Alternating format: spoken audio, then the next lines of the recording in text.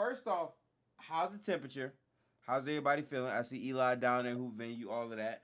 I gotta say, this might be a hot take, and I haven't said this to none Ah, shit. of my locker Here room we go people. again.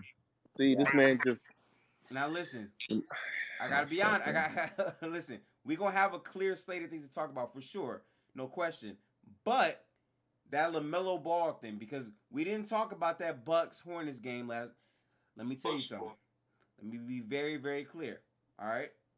When we talk about Lamelo Ball's ceiling, and we look at what he's doing this Am I the only one who season. can't hear him? I can't hear him. Nah, that's just He's, you, fool. he's talking about Lamelo Ball ceiling. Oh shit, Shane Oh. can't hear me. Yeah, I can't hear him. Okay. Then hey yo, tell Shane to drop back down. And Shane, then drop it. you Shane, yo, drop it. Come back. you really think it's any better than fucking Steph Curry? Gifted? All right. That's All right. fucking Say crazy. okay, Muffin. I can hear you now. Gift. I can hear you now. Hey, What was you saying? I could have sworn just the offseason. Oh, he said Lamelo could have a higher ceiling than Steph Curry. All right. All right, bro. all right, so bro. I did not Wait, say did you that. actually say that? I did Wait. not act. No, All right, no, bro. no, no, no, no. All right, Don't bro. mute this shit, Shane. Don't mute this shit, Shane. I didn't say that. Dylan actually just blatantly lied. Okay. Yeah, I didn't actually say Okay. that. Okay. I've never heard About to have Shane me just. defending. You Yo, about to have me finish- defending the finish- light skinned finish- Jesus out here, but Finish your point. Gifted. What you was about yeah, to say? go Yeah, ahead. so spit. so I think that when you think about what LaMelo Ball's ceiling could be, I think you have to start thinking that he could potentially, at some point, be up there or surpass Luka's ceiling as a player. So why didn't he do that No. when Kevin Porter Jr. was guarding him? All right, so the thing is, when you look at Kevin Porter Jr.'s game, and you specifically break it down to a micro level, he is a ball don't stop disciple, and typically LaMelo knows how to guard against What's wrong like with that? I would say like a whole bunch of European styles. You know what I'm saying? Like he himself is a ball don't stop disciple, but he's a mixture of the European game as well. That's why I'm saying when you really break it down critically, he has a great chance to surpass what Luka is currently. It's gonna take time. So, It's gonna take time. Gifted, let me ask you a question. He All right, played Are in you sipping when Australia, you, bro? not Like, Europe. serious question. Are you sipping when you do Wait, this? Like, this is crazy, Wait, bro. wait, Like, wait, wait, I wait, just, wait, I, wait, there's so many wait, wait, problems right wait, now. wait, There's so many wait, problems. Holla wait, at me. wait. He's Holla Can at me. he Gifted played in finish first? Australia. woke up sipping water, bro. It's crazy. Can he finish? Oh no, that's I it. don't think you I'm should not be able to saying no finish. crazy. I'm not saying no crazy thing. I'm just saying That is crazy though. You realize that's crazy. I can see a future where LaMelo Ball is playing at that type of level. It's not now. I'm not saying it's now, but I'm All right, saying so he's showing flashes to me. I love the agenda. Yes. So here, let me ask you a question. Him and Dante right? DiVincenzo. Mm-hmm. And I know we're it's a weird kind of conversation or comparison because Luka hasn't necessarily accomplished much of anything yet. He's just a 2-time All-Star, right? It's not really like everybody can do that. Yeah, right. But I'm talking when you say that, because to me, peak Luka is what we've seen in the playoffs, and he lost both of those series. Right. But I'm strictly talking about the level that he played at in his 2 playoff appearances thus far, right? Right. And at that, you think that LaMelo Ball in, let's say, 6 years can play at that level or better I think over an LaMelo extended Ball. period of time? Is that what you said, Gifted? No, Did I not hear that? So what I'm saying is the level at which Luka Doncic plays in the regular season, I believe LaMelo Ball could attain in the next couple of years. As far as putting together a playoff performances like that on a back-to-back basis, I'm not sure if he can get there, but I can certainly see the regular season being something for LaMelo Ball. All right. So What are you trying to get out here, Gifted? I'll agree with you, Gifted, if you answer this question properly. All right, what's up? Do you think? Hold on, real quick. I'll let you ask your question in a second. Nerd. Do you think Luka has reached his ceiling? Do I think Luka has peaked as a player right now? Yes. No, I do not. Okay, so No, I'm with you. Then. I'm with you. Then. Yes. Okay, we're good. Mm-hmm. I think Luka Wait, has... what is your whole argument? Okay, so here's my point, right? And again, maybe this is just me, but the narrative around LaMelo before he came into the league was not positive, to say the least. A lot of people kind of looked at him as a guy that was a bad shot taker, wasn't really trying to make his teammates better, didn't understand how to play the game. He was a dude that was like a cherry picker, all this, all that. And I thought that he had a lot of room for growth. But what I saw overseas was his understanding of pace and understanding of how to make his teammates better in a lot of regards, but also a natural feel for the game, especially with his shot. And even though he's been working to make his shot even better, I'm seeing that natural fluidity play out. And in his rookie season, when he had his team as a top 4 seed before he got hurt, I was actually seeing it translate to wins. And I think that for Charlotte, at least, what they're doing, if they're able to continually make the right move, they're putting him in a position to where he can succeed because the pieces around him actually complement his style and his game pretty good. They have guys who can space and guys who are athletic towards the rim. And I think that for LaMelo, I think he's the inverse of what Luka is. I think Luka is more of a slow the game down guy who's more methodical. I think LaMelo is a bit more fast paced, but he's also shown phenomenal off ball potential. And I think that in the next coming years, once he rounds his game out and he's able to finish at the basket better, I think he can really, really be a problem. And I don't think people really thought of that for him as soon as he was drafted. So are you trying to say Luka at his ceiling is going to be better than Luka? No, I'm saying if we're so listen, right? If we say that Luka Doncic, right? If we say that his ceiling is right now, I'm saying if we're saying that Luka at this current juncture is Luka, I'm saying at one point I think LaMelo can reach this same level of productivity in the future. I'm not saying that he'll match up with Luka. I'm just saying for this current level, I can see LaMelo playing at this type of level sometime in the future. To that, what do you say, Hoop Venue? I mean, yeah, no. I was just gonna say, like when you're talking about it, like when I'm not I don't want to I don't want this to sound like a lazy comparison or anything. Okay. But like just the way that LaMelo plays, like he's clearly like an offensive initiator who doesn't need to dominate the ball to add value, right? Right. He's a great off-ball player. He's a good outside shooter. He's a good cutter. His self-creation as a scorer is still fairly limited, and that's probably the biggest area of improvement at this point on offense. But I mean, he's already probably one of the best 5-6 passers in the NBA right now, and he's so good at exploiting advantages. I like I said, I don't want this to sound like a lazy comparison, but like when I watch him, I genuinely think of a young Magic Johnson. He's not at that level yet, clearly because Magic Johnson came into the league at a very high level. But just in terms of like play style, how he doesn't need to dominate the ball to create a ton of offense, but also is just exploiting advantages so well through extreme passing, and he's an elite transition engine. I mean, like the closest model to that, like fucking Christ, AT. You the Wait, closest model. wait, Hold Hold on, wait, we're not gonna do that. We're not gonna do that. Can we We're gonna let him wait finish. a second. Yeah, Wait right. a second. We're not gonna. Let's Yep, relax. we're not doing that. Nope. Let's All relax. right, so Venue finish his Hold point. on. Let him finish his point. let him finish. I'm just gonna I know that statement elicited a lot of reaction. Yep. Once he finishes his point, I'm gonna offer him maybe a less divisive option as far as the comp goes. But I'm gonna let him finish this point first, then I'll go. No, I definitely. I want to clarify. Like I said, I'm not saying he's ever going to reach Magic Johnson's level, or that he's even close to it. What I'm saying is just the stylistic approach to the game is very similar in the half court and in transition. But his game's a bit more tailored for modern era. Like I said, he's already shooting like almost 8 threes a game so far this season. And again, he's primarily playing off the ball in the half court a lot of the time. And I think if he develops somewhat of a post game so he can utilize his size advantage over other smaller guards that are matching up with him, and if he can just improve his self creation as a scorer a bit, like I genuinely do see where you're coming from. Like his potential ceiling is like extremely high. Right. The bigger question is whether he can actually reach it or not.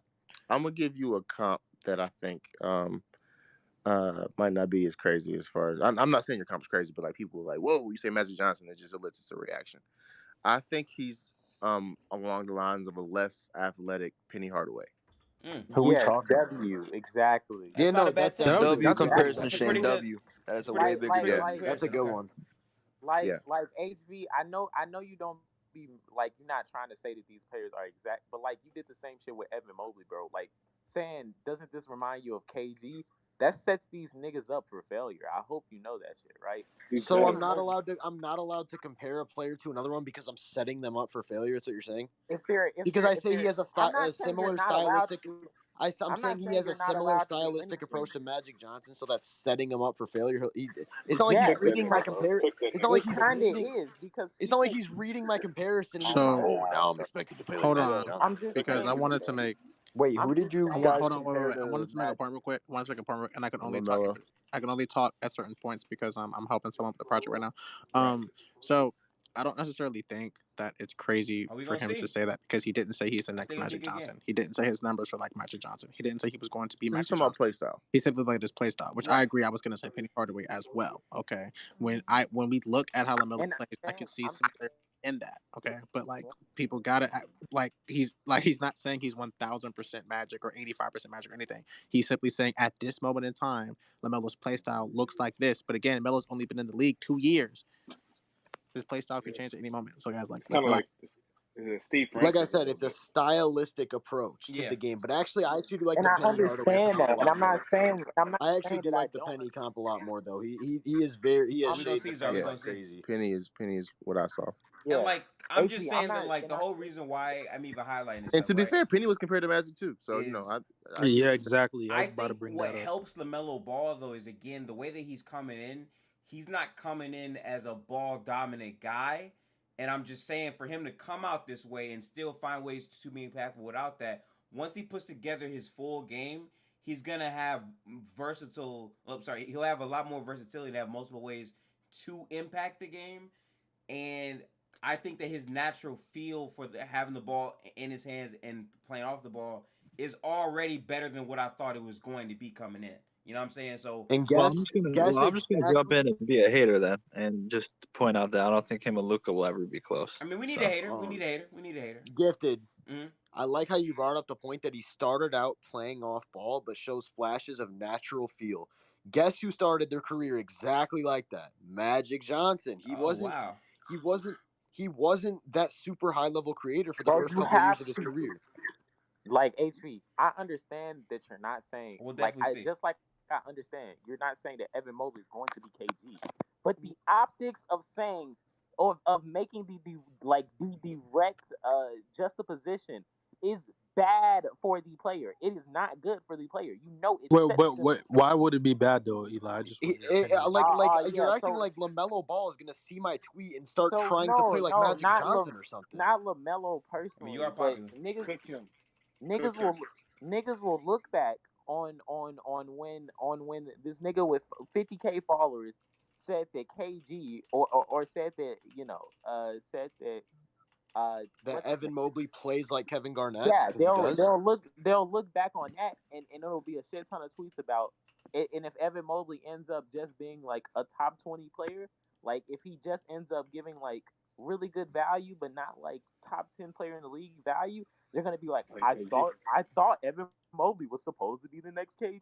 I'm But gonna be no one. one- I'm no gonna be doesn't one of mean those at the people. time. I'm gonna be one of We those people. like King Right. King Julius, what he said. I never said he's gonna be the next Magic Johnson. I said it's a I similar literally just stylistic said that I approach. understood You just said that. the No, next no, Kevin hold Garnett. on. Wait. Okay, wait. Because this is a semantic conversation. What who Venue is saying is they have similar play styles.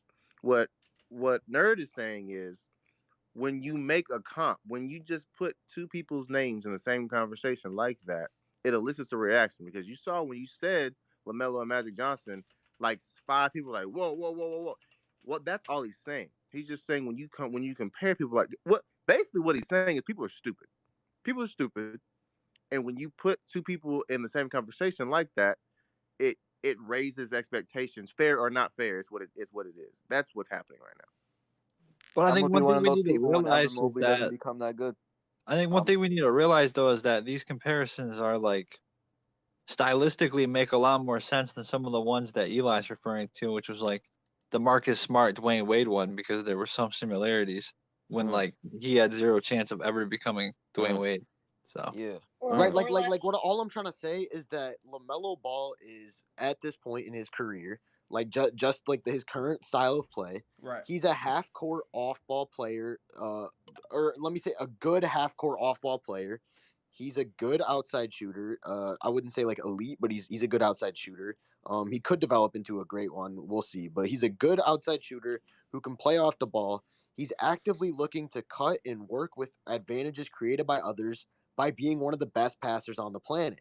And all I'm saying is this is the exact same archetype that Magic Johnson had when he entered the league, except he was just a lot better because he was more NBA ready when he came in. I understand that. that's cool. That's And cool. what I'm trying to say is people forget that about Magic because when people like say, "Oh, LaMelo's ceiling is low because he can't create his own shot" or things like that, a lot of people say that. That's kind of how Magic came into the league too. Magic again was not a ball dominant creator at all for like his first like 5 years. Magic just left being probably the best, if not one of the best college basketball players ever. And I also don't hear people whenever people question, or like myself, I've always questioned what LaMelo would be at his peak. I don't ever hear it being, oh yeah, like he can't create his own shot. It's mostly the fact that his center of gravity is like pretty high, and he can't finish around the rim. Also, Dak Prescott, what a fucking throw! You do not care. I think he's just more talking about when people make comps, fair or not fair. When people make comps like that, it elicits a reaction, and fair or not fair, it Shane, does can I give an example? It raises expectations. Shane, No, I give an get, example. When Jay Pickup and the rest of Sack Section were saying Evan Mobley is Garnett Durant.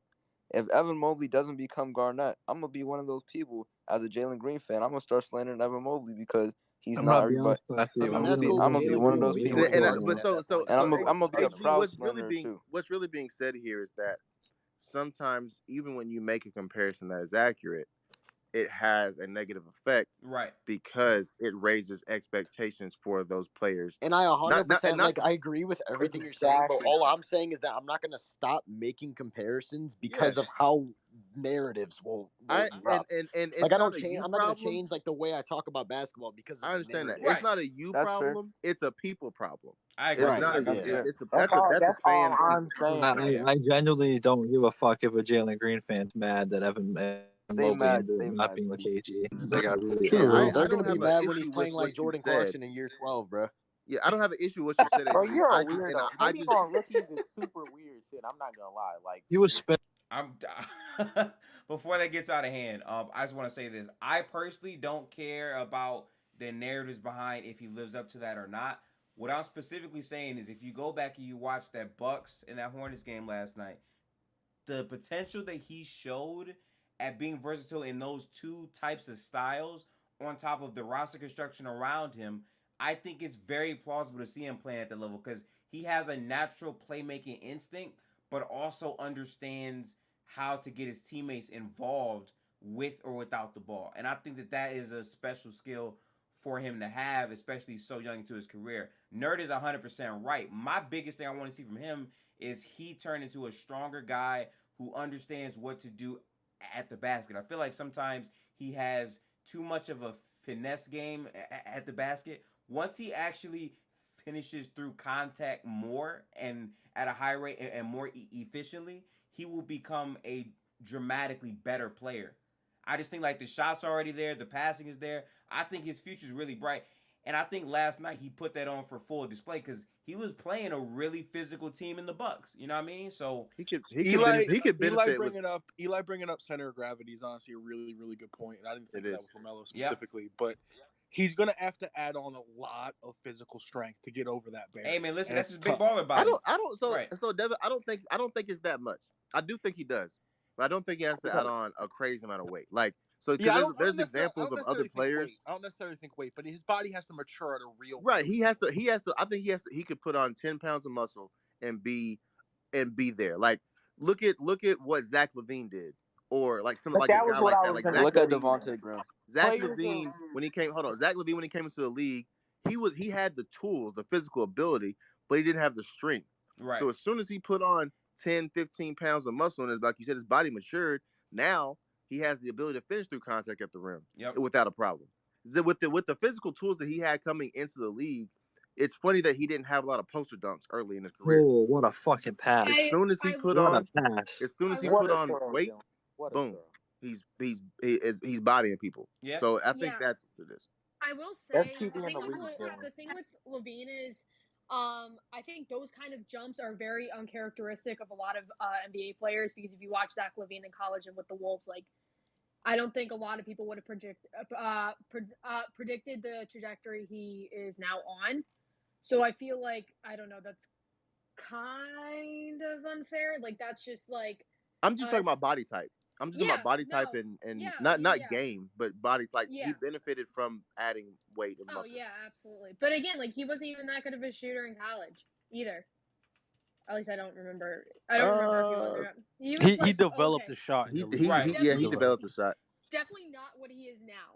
You know, so like those kind of jumps, like game wise, those are very, very uncharacteristic. Yeah, no, I'm not talking about jumping like as a player. I'm just saying, like, Brandon Ingram, even Kevin Durant to a degree, like guys that came in slight of build and they put on 10, 15 pounds of muscle. Right.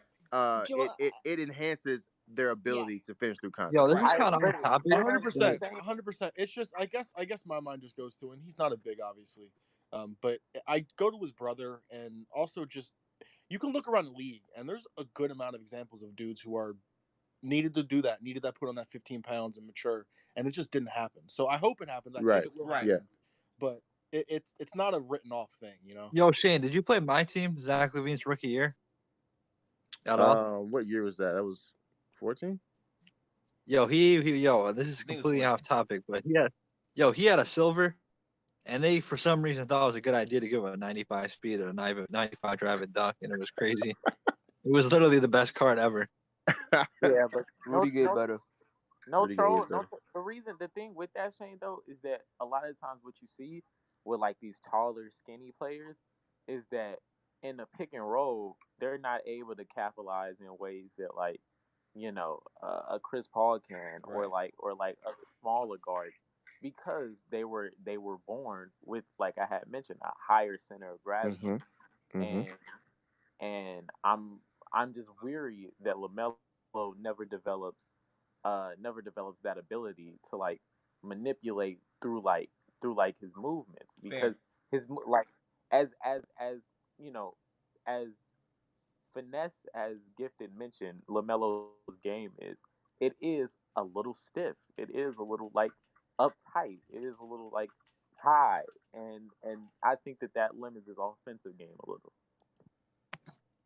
Nerd, you be spitting sometimes, man, and I just Yo, he kind of gets me tight whenever he says center of gravity. Though, it's just like all the bullshit that's said by Nerd. It's just like it times like this to be worth it. LaMelo is still trying to like fill in his body though, because you got to remember, like, he was like smaller. He was. Yeah, like, and then he got a growth spurt out of nowhere. He got super tall, so it's just, he's gonna get there eventually. Like, by the time he gets to like 23, his body's gonna fill out. He's gonna get. That's the thing. Players, as I keep mentioning, players that see that big ass growth spurt and they develop into an NBA player afterwards, like an Anthony Davis, they have these issues, right? Like their movements are always a little clunky because it was never a natural fit. Like it was never a natural build. Like I don't think there was a point in Strings. You hate to see it. Yeah. Oh, Knicks down 7. Came back. What's good, Zach? Well, the game of the night's about to start in about 5 minutes. What's good? And I was just listening to y'all combo, man. That's good, because we had made a comp the other night about, I think Nerd was spitting about the low center of gravity. I think we talked about that before, how he plays too upright at times. But then you have two guys that come to mind, like Anthony Edwards, right? His counterpart. He can play up high, but he's so naturally athletic, it doesn't matter with his first step. Even like a Grant Hill. Grant Hill didn't have the lowest center of gravity like that, but he was able to get by you with his first step and his ball handling. So it just depends on the player. But I do think it limits LaMelo, and I think he tries to be too cute at the rim instead of just playing through contact sometimes. He be trying to make these crazy finishes. But I thought it was one of the best games of the year last night. Easily. Watching him play. When he plays at that level, Charlotte is scary because, again, he just balances everything out and gives them that next level player that they need. But no, you guys are right about the thinner build body types. You know, like I thought the Zach LaVine comp was perfect because he was a thinner guy that had the tools to shoot it, but he definitely honed his shot as he got in the league. But it only takes about 10 to 15 pounds of muscle. It don't take much. And I know from experience, because I'm 6'3", 190, and I'm just older now. But when I played, I was 6'3", 185-ish, 188. And I think my max in the weight room was like 315 on the bench and squatted close to 350, 365. So we're all dropping weight room stats right now? No, I'm just saying for contextual concepts, like it ain't sometimes like the biggest, like if you look at me, you wouldn't even think that, but just being in the weight room that can do for those guys. And then plus LaMelo's what, 20? Yeah. He ain't got his grown man strength yet. Wait till he get his grown man strength. And that's kind of my thing, Zach. And I want to be. It's his play style. What a shot! Quick. Like how he moves around. Like he needs to get better at the basket, but his innate sense of understanding touch around the rim without really understanding the contact aspect of it. I'm saying once he actually bulks up, he's gonna always have that touch and that feel. But being able to take that gravity in the paint a lot more, on top of how quick he is to make choices in and out of the pick and roll, I think that's going to make him a really, really different type of player than what he is now. And I'm just saying, I've seen the brothers grow into too, so, Well, Knowledge hinted at it, and he was spot on. He didn't say it exactly, but he was saying in other words. It's a major mindset thing to be able to attack and finish through contact and not be afraid that you're going to get beat up a few times doing it. Right. Not to change the subject, but like that was Ben Simmons' big problem. It's a mindset. You have to not care about shit. You cannot care about getting fouled 6-7 times a game hard. And I think that'll come. But it's interesting. The thing that when I watched LaMelo before he was drafted, my biggest question mark, even last year, this year, was him as a shooter. He's impressed me a tremendous amount for his ability to shoot the ball off the dribble, left, right, and just as a pure, like just the way it looks. He really does have a good jump shot. Yeah. Is anybody watching this game right now? Holy fuck. The Knicks game? I just started. You talking about the Knicks Bulls game? Evan Fournier is one absolutely feeling himself right now. Quickly is too. Quickly just hit 2 straight threes. How many people do the Knicks even have playing right now? Didn't a bunch of dudes like get teched out? No, I think just Taj Gibson. Yeah, Taj Gibson got kicked out in the first quarter. They had Kevin Knox playing. Can I ask you a question? Sure, Classic. Go ahead. Okay, quickly. Hey, what up, Tino? Like I was gonna ask the question, but you kind of. I don't care about your question, sadly. Unfortunately, if you didn't care, you could just leave. Oh, I'll leave my own space. Go ahead, Classic. I'm gonna ask them more important questions instead of Dylan interrupting me now. So.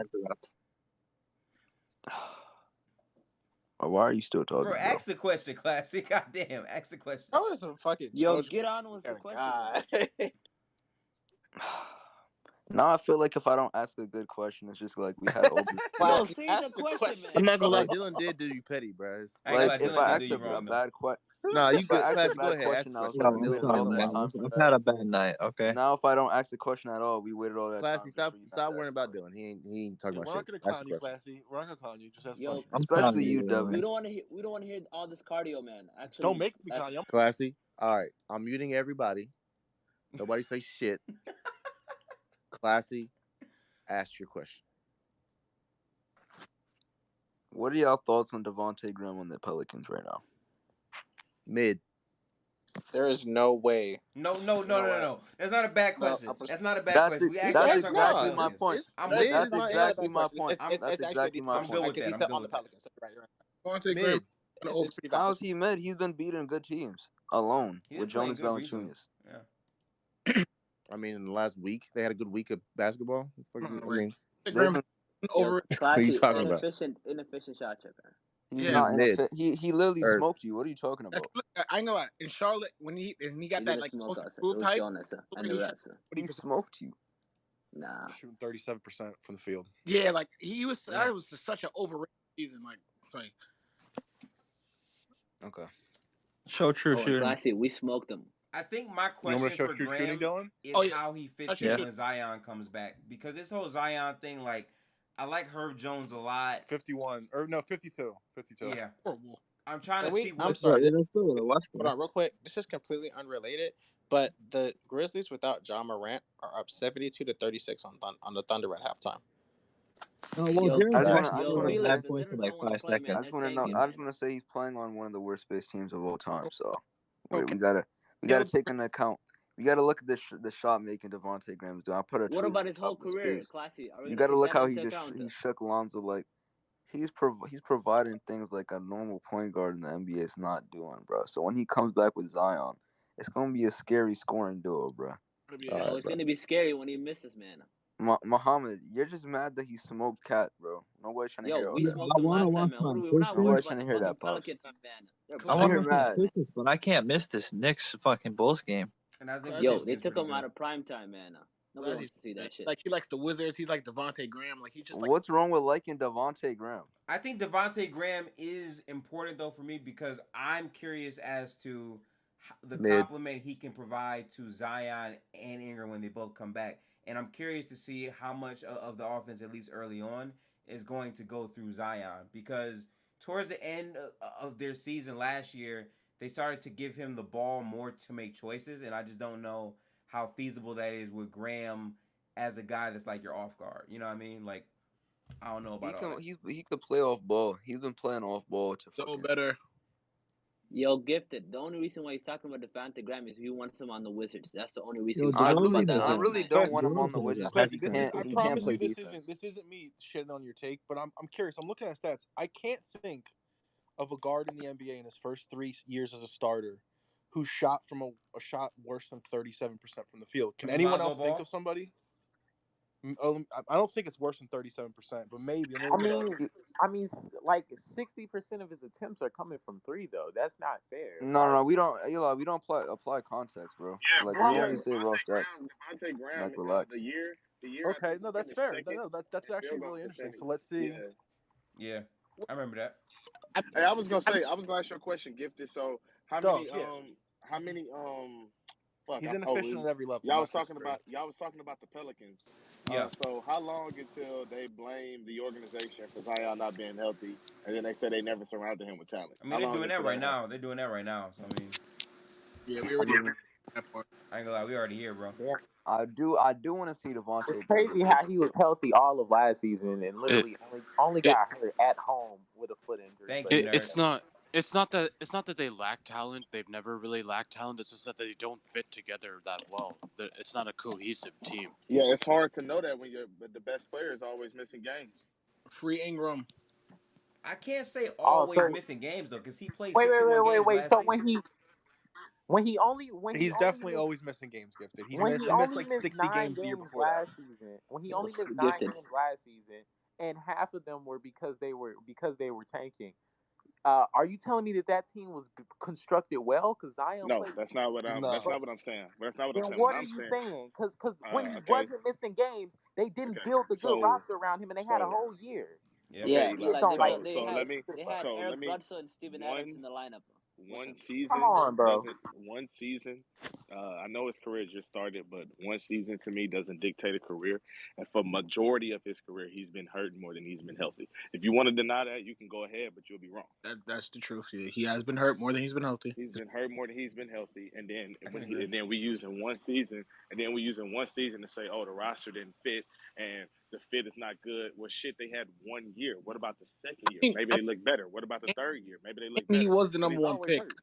When has the number one pick team been good? I just want to say, like, what is the point of waiting all this time when you have somebody with Zion's body? But Terrell, they're not projected to be the number one pick. Don't body shame. They had lottery luck. That's what they had. They had lottery luck. Okay, Kane. They fixed it. Oh my bad. No, You're right. Shut up, Dylan. Yo, You unmuted just to say that, bro. Don't even act like they fixed the lottery. 9 or 10. But they fixed the lottery. The year before, didn't they have AD? And did they have Randall that year? If I'm not mistaken. Yeah, they had AD and Randall Randall. was in 84. Yeah. AD quit. Yeah, that's a AD whole quit because he said AD quit because he said he felt like he had to play perfect to win. I thought it was about a murder idea story. He decided to take a pussy layup. And I thought Coop's right. That shit is rigged. That shit was rigged. They lost AD, so the Yo, they NBA lost made AD sure. and then they got Zion. Yeah, and then we lost Harden and we got the number 2 pick. It's all rigged, y'all. I know the lottery is Facts. rigged.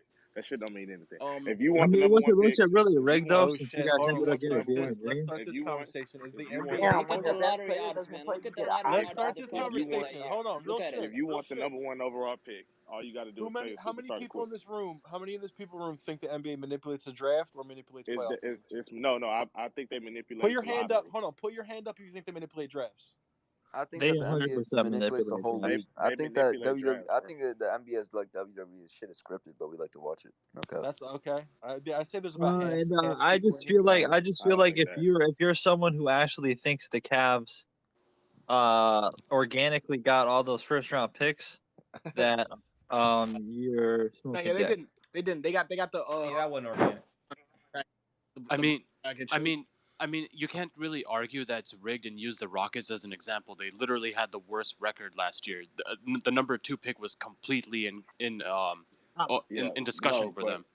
But what I'm saying I mean, we already know that one draft was rigged. The 1985 NBA draft was rigged. If you lose your superstar, Derek. I guess if you lose the superstar, point was in you're going to get the number 1, a but top 3 pick I at wouldn't least. bet against it.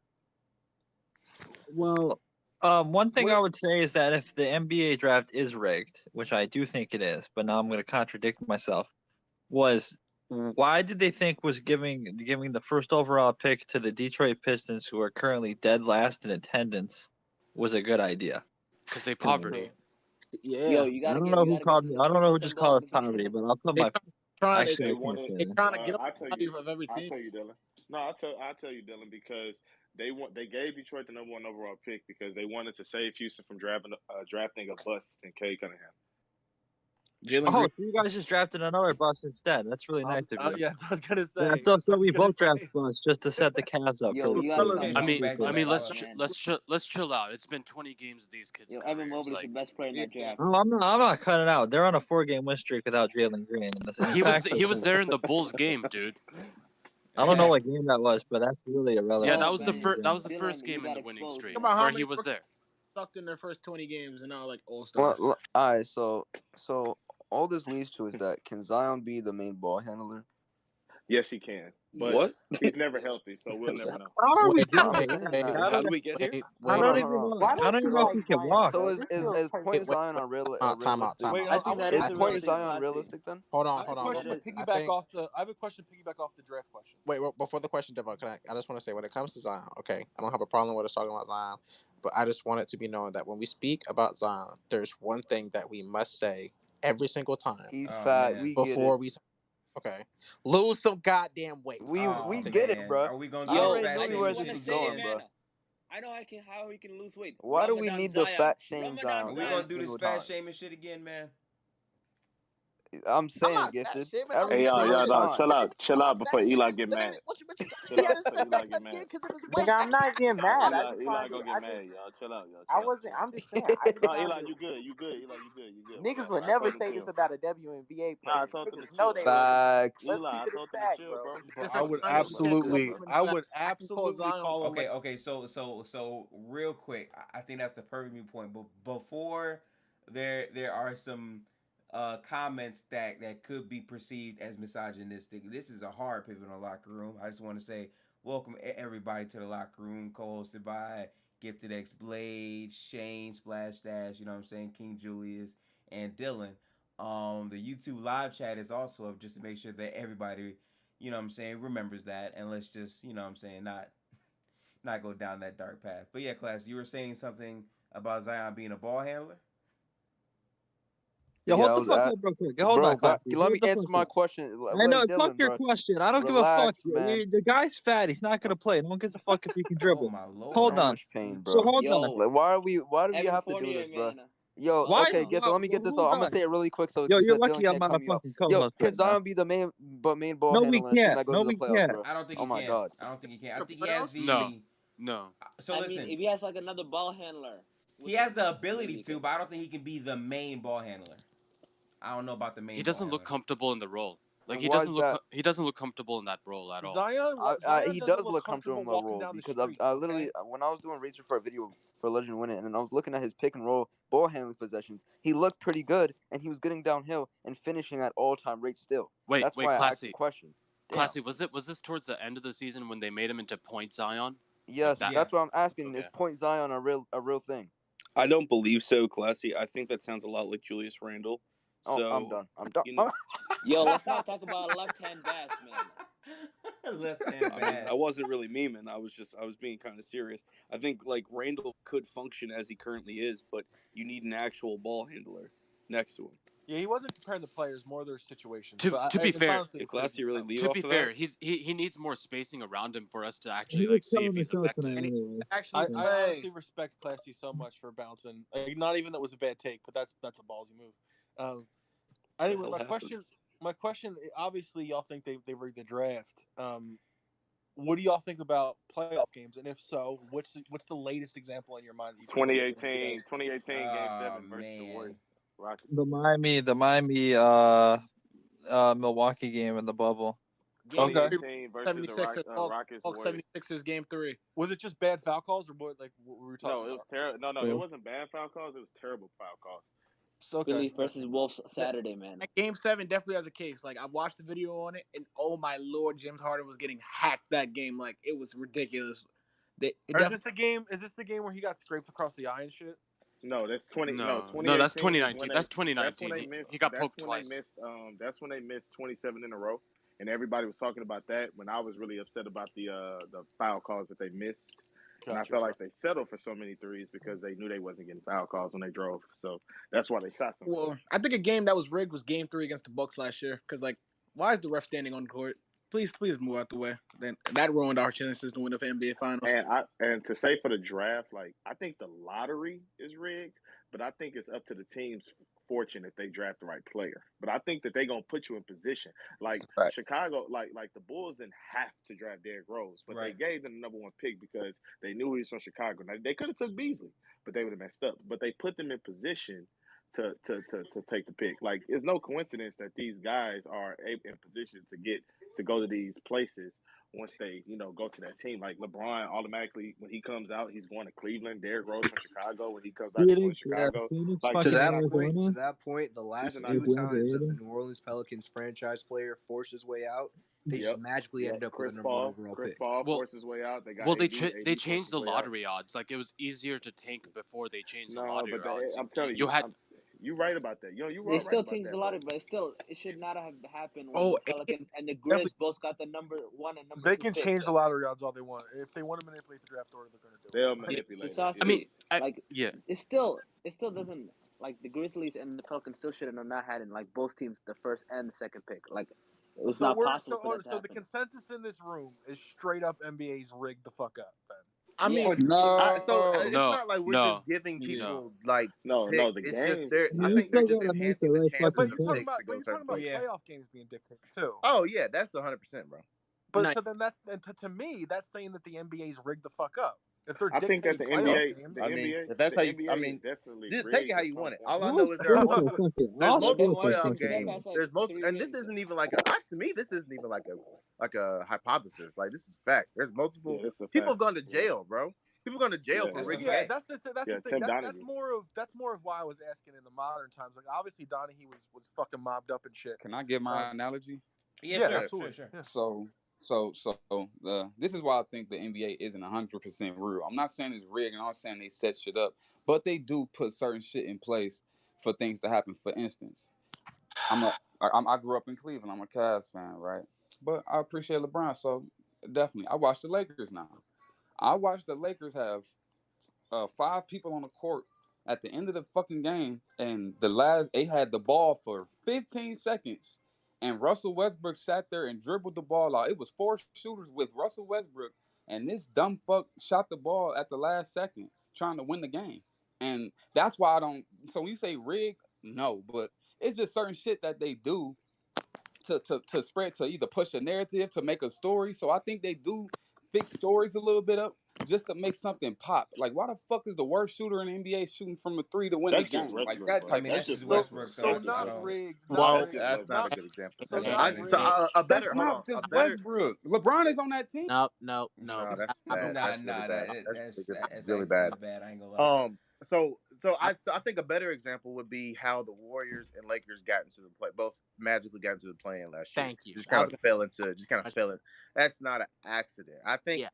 I don't think it was impossible for it to happen without some outside manipulation, but I think there was definitely some manipulation to allow it to happen. Right, because they all kept it. But real quick, I just want to say, man, like, listen, all right, I get it when it comes to Russ, but like, I mean, stop it. Like, I'm not in the mood to hear no Russ slander whatsoever, especially after how. That's not even slander. It's but, so just think about this. Not it wasn't Roke. It was somebody else who said something else. But yeah, I was gonna say like I agree with you, Shane. I was gonna say a better example would be, in my opinion, the Lakers and the Warriors making it into the play-in. I think that low-key backfired. But just think about this though. It did backfire, yes. But think about this though, Russ. So let's go with his example. Let's say that Russ is in on the fix, right? Do you think if the NBA went to Russ and was like, "Hey, shoot this shot so people think you're ass"? I didn't make that allegation. No. What was your allegation? Shane, can I say one? Shane, let me give one. Let me give one example. So they think you're ass. Let me that's give. not what I said. Let me give one example. Go ahead, bro. But that's not what I said. Go ahead, bro. So the example that I would give is, okay, LeBron is in Miami, and Wade's body is starting to break down. Bosh's body is starting to break down. Whatever the case may be, I believe that the NBA knew that eventually LeBron was going to go back to Cleveland, so that they made it a fact, or they made it to the point where Cleveland would get the most number 1 draft picks possible. So when he goes there, either one of two things happen. Either those picks come to fruition, and when LeBron comes back, that's a team that's ready made, or those players he can move to get other pieces there. So that's how they got the number 1 overall pick. They was able to trade that to Minnesota to get Kevin Love. Kyrie became Kyrie. Anthony Bennett. The Cleveland just wasted that pick. But I think that's a example, in my opinion, that I believe that they knew. And just like with LeBron going to the Lakers, I believe that he's very technical, and I believe he's very strategic, and I believe that the team that he chose was going to be a team where either Brandon Ingram and Kuzma and Lonzo turned to superstars, or he was going to be able to move them for another superstar that was already ready-made to get out their situation. That's what I believe. Can I elaborate on my analogy? I don't want anybody to misunderstand what I was saying. Go ahead. Okay. I wasn't saying that Russ was in on it. I was saying that today, if Russell Westbrook hit a game-winning shot versus like Josh Okogie, tomorrow would be it would be news. We would talk about it. The NBA would be more would be a popular topic of conversation tonight if Russell Westbrook was to hit a 3 rather than fucking Malik Monk, right? That's the only reason I say that, because why in the hell does Frank Vogel and the rest of the Lakers coaching staff allow something like that to happen without him getting any kind of consequences, especially when he's the worst shooter? That wasn't because he's Russell Westbrook. He's been doing that his whole career. Yeah, he's been doing that his whole career, bro. His whole career, there's been quote unquote better shooters on the team. Career, bro. And that's why I said the NBA is like that, because why is the worst shooter shooting the last shot? It's because he want ratings. But it's not. But it's not like he can't hit those shots though. He's hit them multiple times. Yeah. This is another thing. The Russ are ass tonight. If you asked everyone on that Lakers roster, I think you'd be shocked at the amount of people that would pick Russ over Malik to hit a shot for them. 100%. I think you'd be shocked. I've watched, and I don't have a problem with it. I didn't have a problem with it at the time, but I watched Russell Westbrook look off Kevin Durant for a game. I sure did.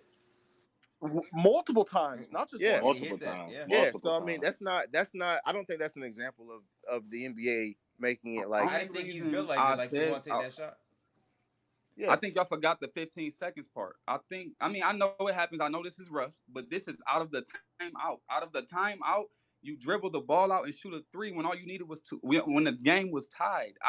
That's the part I don't like. So how do you think that came to fruition? Do you think like in the time? What are you saying really happened? So what really happened was, all right, they're in the fucking huddle, and they're like, okay, we're gonna give it to Russ. Like, what? Why? Why That's are you exactly giving what it to happened. us? He's hit I'm gonna let you know. clutch I'm gonna shots let you know something. before. That's exactly what happened in that huddle. I know. Yep. Russ has hit big And time shots. But do you think there's doing it? Do you think there was outside motives for that? Is that what you're trying to I insinuate? think they're just trained to just to not make the best decision. That would have never happened in the playoffs, and that's what I'm saying. Like, Well, if that would have LeBron was happened in there, the it wouldn't have playoffs. happened. But well, shit, I don't know. I could definitely see. I feel like if you would have pushed the point, like the NBA and like the ESPN and shit, they favor bigger markets, right? So they would want a Russell Westbrook to hit a game winner for the Lakers than a Malik Monk. But like that, it's Westbrook though. He's hit those shots before, so you can't say it's rigged in that sort of sense. You But can say I like can say it if it's be coming better. out the You can timeout. say that'll be better for the NBA. Nah, if That'll you be were better trying to say like the NBA was like, hey, give it to Russ in the They timeout. benefit more when the Bruss hits the shot They versus do, Malik Monk. They do, but like I don't think but I think you're getting confused. Like people just like teams giving stars the ball in the late game situations, and the NBA saying that they should give stars the ball. That's what they do. Yeah, but it's about You're winning the getting game at the end of the day, right? I think we're oversimplifying it. Like, I think they could just possibly be testing it out to see what Russ is like in that situation. I mean, this is a completely new team around him. And for the record, from the corner three, from the right side corner three on the court, Russ actually shoots 42% from that area of three. That's true. But I said it earlier, but like you were questioning like what's the obvious move for them to win? Again, on that Lakers roster, if you say Russ getting a decent open look for the win, that's not a bad look for that. In their perception. But it wasn't. Their perception. Well, as much slander as he gets, he has been known to hit a couple of those shots in the winning this, moments. but we're talking about him dribbling the ball out and shooting a three when the game is tied, and all you have to do now, is let me ask you a bucket. So that's where you lose me, right? Yeah. So are you saying that they told him to do that on purpose so that there's a talking point tomorrow? No, I'm saying they gave it to the person that's not the if Anthony Davis is on the court, why? And all you need is 2 points. Why would you give it to so they do? I guess what I'm saying is they do that regardless. I think it's subconscious, and that's where game. Yeah, that's why I don't call it had the ball with the shot clock, with the shot clock winding, with no shot clock, time winding down, and he had no clock management. He didn't realize how much time was actually left. And he just had he didn't even get the setup for a shot or anything. He fucking late realized that the clock was winding down. He just threw some random shit up. Completely like. Yeah, John Wall would have knew the clock situation. Yeah, that's what I was gonna say earlier too. Like, if you just look at that, that's honestly probably Russ's biggest gripe is him doing dumb shit in critical times. Like, yeah, that's his biggest thing. Him, right? Bro. That's it. You mean tunnel vision? Yeah, that's a word. He does crazy shit all the time. Bro, so you telling me the Rockets told Russell Westbrook to throw that ball out of bounds? Man, I'm pissed now. I'm fucking pissed. I'm not saying it. I just think they subconsciously give the stars, and they're not focused on winning the game. That's the part I'm talking. Well, about. That's the point. So let me. What the fuck was that? My point is, that's a different conversation. That leads me into a different point. Right. I think that's what you're supposed to do. Like I'll take a bad shot from a player who I'm not saying Russell's that guy, but to your point of they're trained to do that, I'll take a bad shot from a player that I trust to hit bad shots in late game situations than an open shot from a guy who statistically shoots 39% from three, but isn't like that. I just watched the Bucks Giannis game winner the other day. I just watched that shit was so fucking beautiful, and they set the fucking play up right. Ain't these supposed to be professionals? Why the fuck is he dribbling the ball out? That's not gonna always happen. People make mistakes, man. Right. Let me ask you this though. We're really overestimating like human error here. Yeah. Like to say that like a game winner should be drawn up at all times. I mean, we would all be coaches then. We'd all be front office people. I ain't say draw it up. I say make the best decision, not make the worst one. They literally drew up an Bro, absolutely perfect play to win the game. Did you watch the Sixers Celtics game? No. Yeah, they drew up an absolutely perfect play for Embiid to win the game, and they just couldn't get the ball to him. Like it just happened. Exactly. Yeah. But they made the conscious decision to try. But I think his thing is you draw up some shit. Yo, Vogel doesn't draw. Vogel's not a fucking coach. He knows nothing about it. But my point, he's not an offensive coach. Hold on, let's not completely discredit him.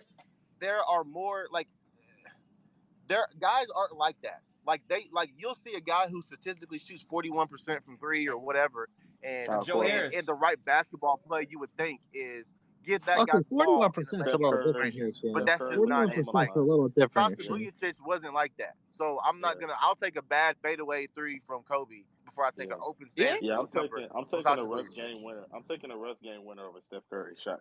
He never hit a game winner. Wait, and that's just what it is. Like, yeah, like if you're Vogel, but right? you're bunking with a 41% 3-point shooter, Shane. Like, I'm letting him take that shot like every single time. I don't care.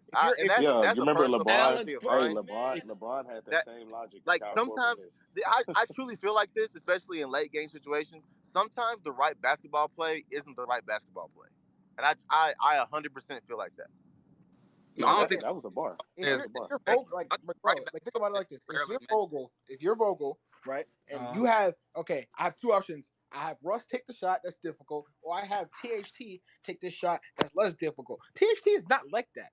I've seen Russ hit Anthony those shots. Davis like that though. Anthony Davis, Anthony Davis. Here's the thing. That's touchy. Anthony Davis is the worst shooter in the NBA right now. All of us just from mid range to three, AD is the worst in the entire league right now. High volume, the worst shooter in the NBA. The game is tied, guys. And you know what's crazy? Earlier this season, Anthony Davis took a game. If the game is tied, I'm not running a play for a guy that's not like that.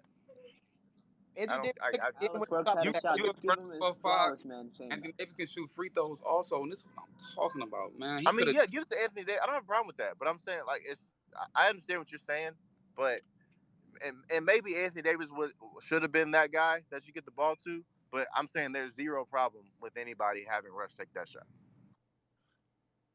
Yeah, at all. No, it's no problem. Like I'd rather him take the shot. Yeah, I think the big thing is like the perception of Russ that is lost in translation here. Like I think a lot of Twitter fans don't look at Russ the way NBA players do, or the way NBA coaches. That's do. true. That's a fact. That's a fact. Yeah, that's a great point. It's a different thing. And that's the thing is like to go back, a great example of that would be like the play that went quote unquote viral. I was watching this game and Russ, I forgot who we were playing, but like Russ, the ball got stuck on the ground and like Russ picked it up, blah blah blah blah. Everyone was like, "Oh my god, haha!" Like that's a dumbest play. At the time, Russ was 3 for 3. Russ had 2 turnovers. He had like I think 4 assists at that point in time. He finished the game and he had like 8 points. He was 3 for 3. He finished the game at like 20-something points, like 14 assists and 3 turnovers. And I didn't hear shit about it that day. So like it's always that perception, it's that narrative that's just lazy and frankly speaking stupid. If you like at a certain point, especially at this time frame, if you are saying certain things about Russ, or if you are like trying to make it seem like he's the reason why the Lakers are having problems, not saying anyone in here is doing that, it just shows how you're clearly not watching. Like that's one thing about basketball is like you gotta be watching to make sure that you're objective, because you could literally be saying something that's blatantly incorrect, and someone who's watching it usually checks you. And I want to make another point too. Like a lot of things about people drawing up plays and stuff like that. Like so, Amon Shumpert was doing an interview one time, and he was talking about when he got to New York that he wasn't fucking with like Carmelo's shot selection sometimes, because he would take some shots and Amon thought he was open, but he wouldn't pass the ball to him. And it took like Amon said something to Carmelo. He was like, "Hey, bro, I'm open. Like, you know what I'm saying? Throw me the ball." And Carmelo was like, "I saw you, but I practiced that shot. Like, I practiced this fadeaway, pull up jumper, whatever the fuck it is. Like, so I see you, but like I do this. And sometimes the best players practice shots that they aren't quote unquote good shots, but it works."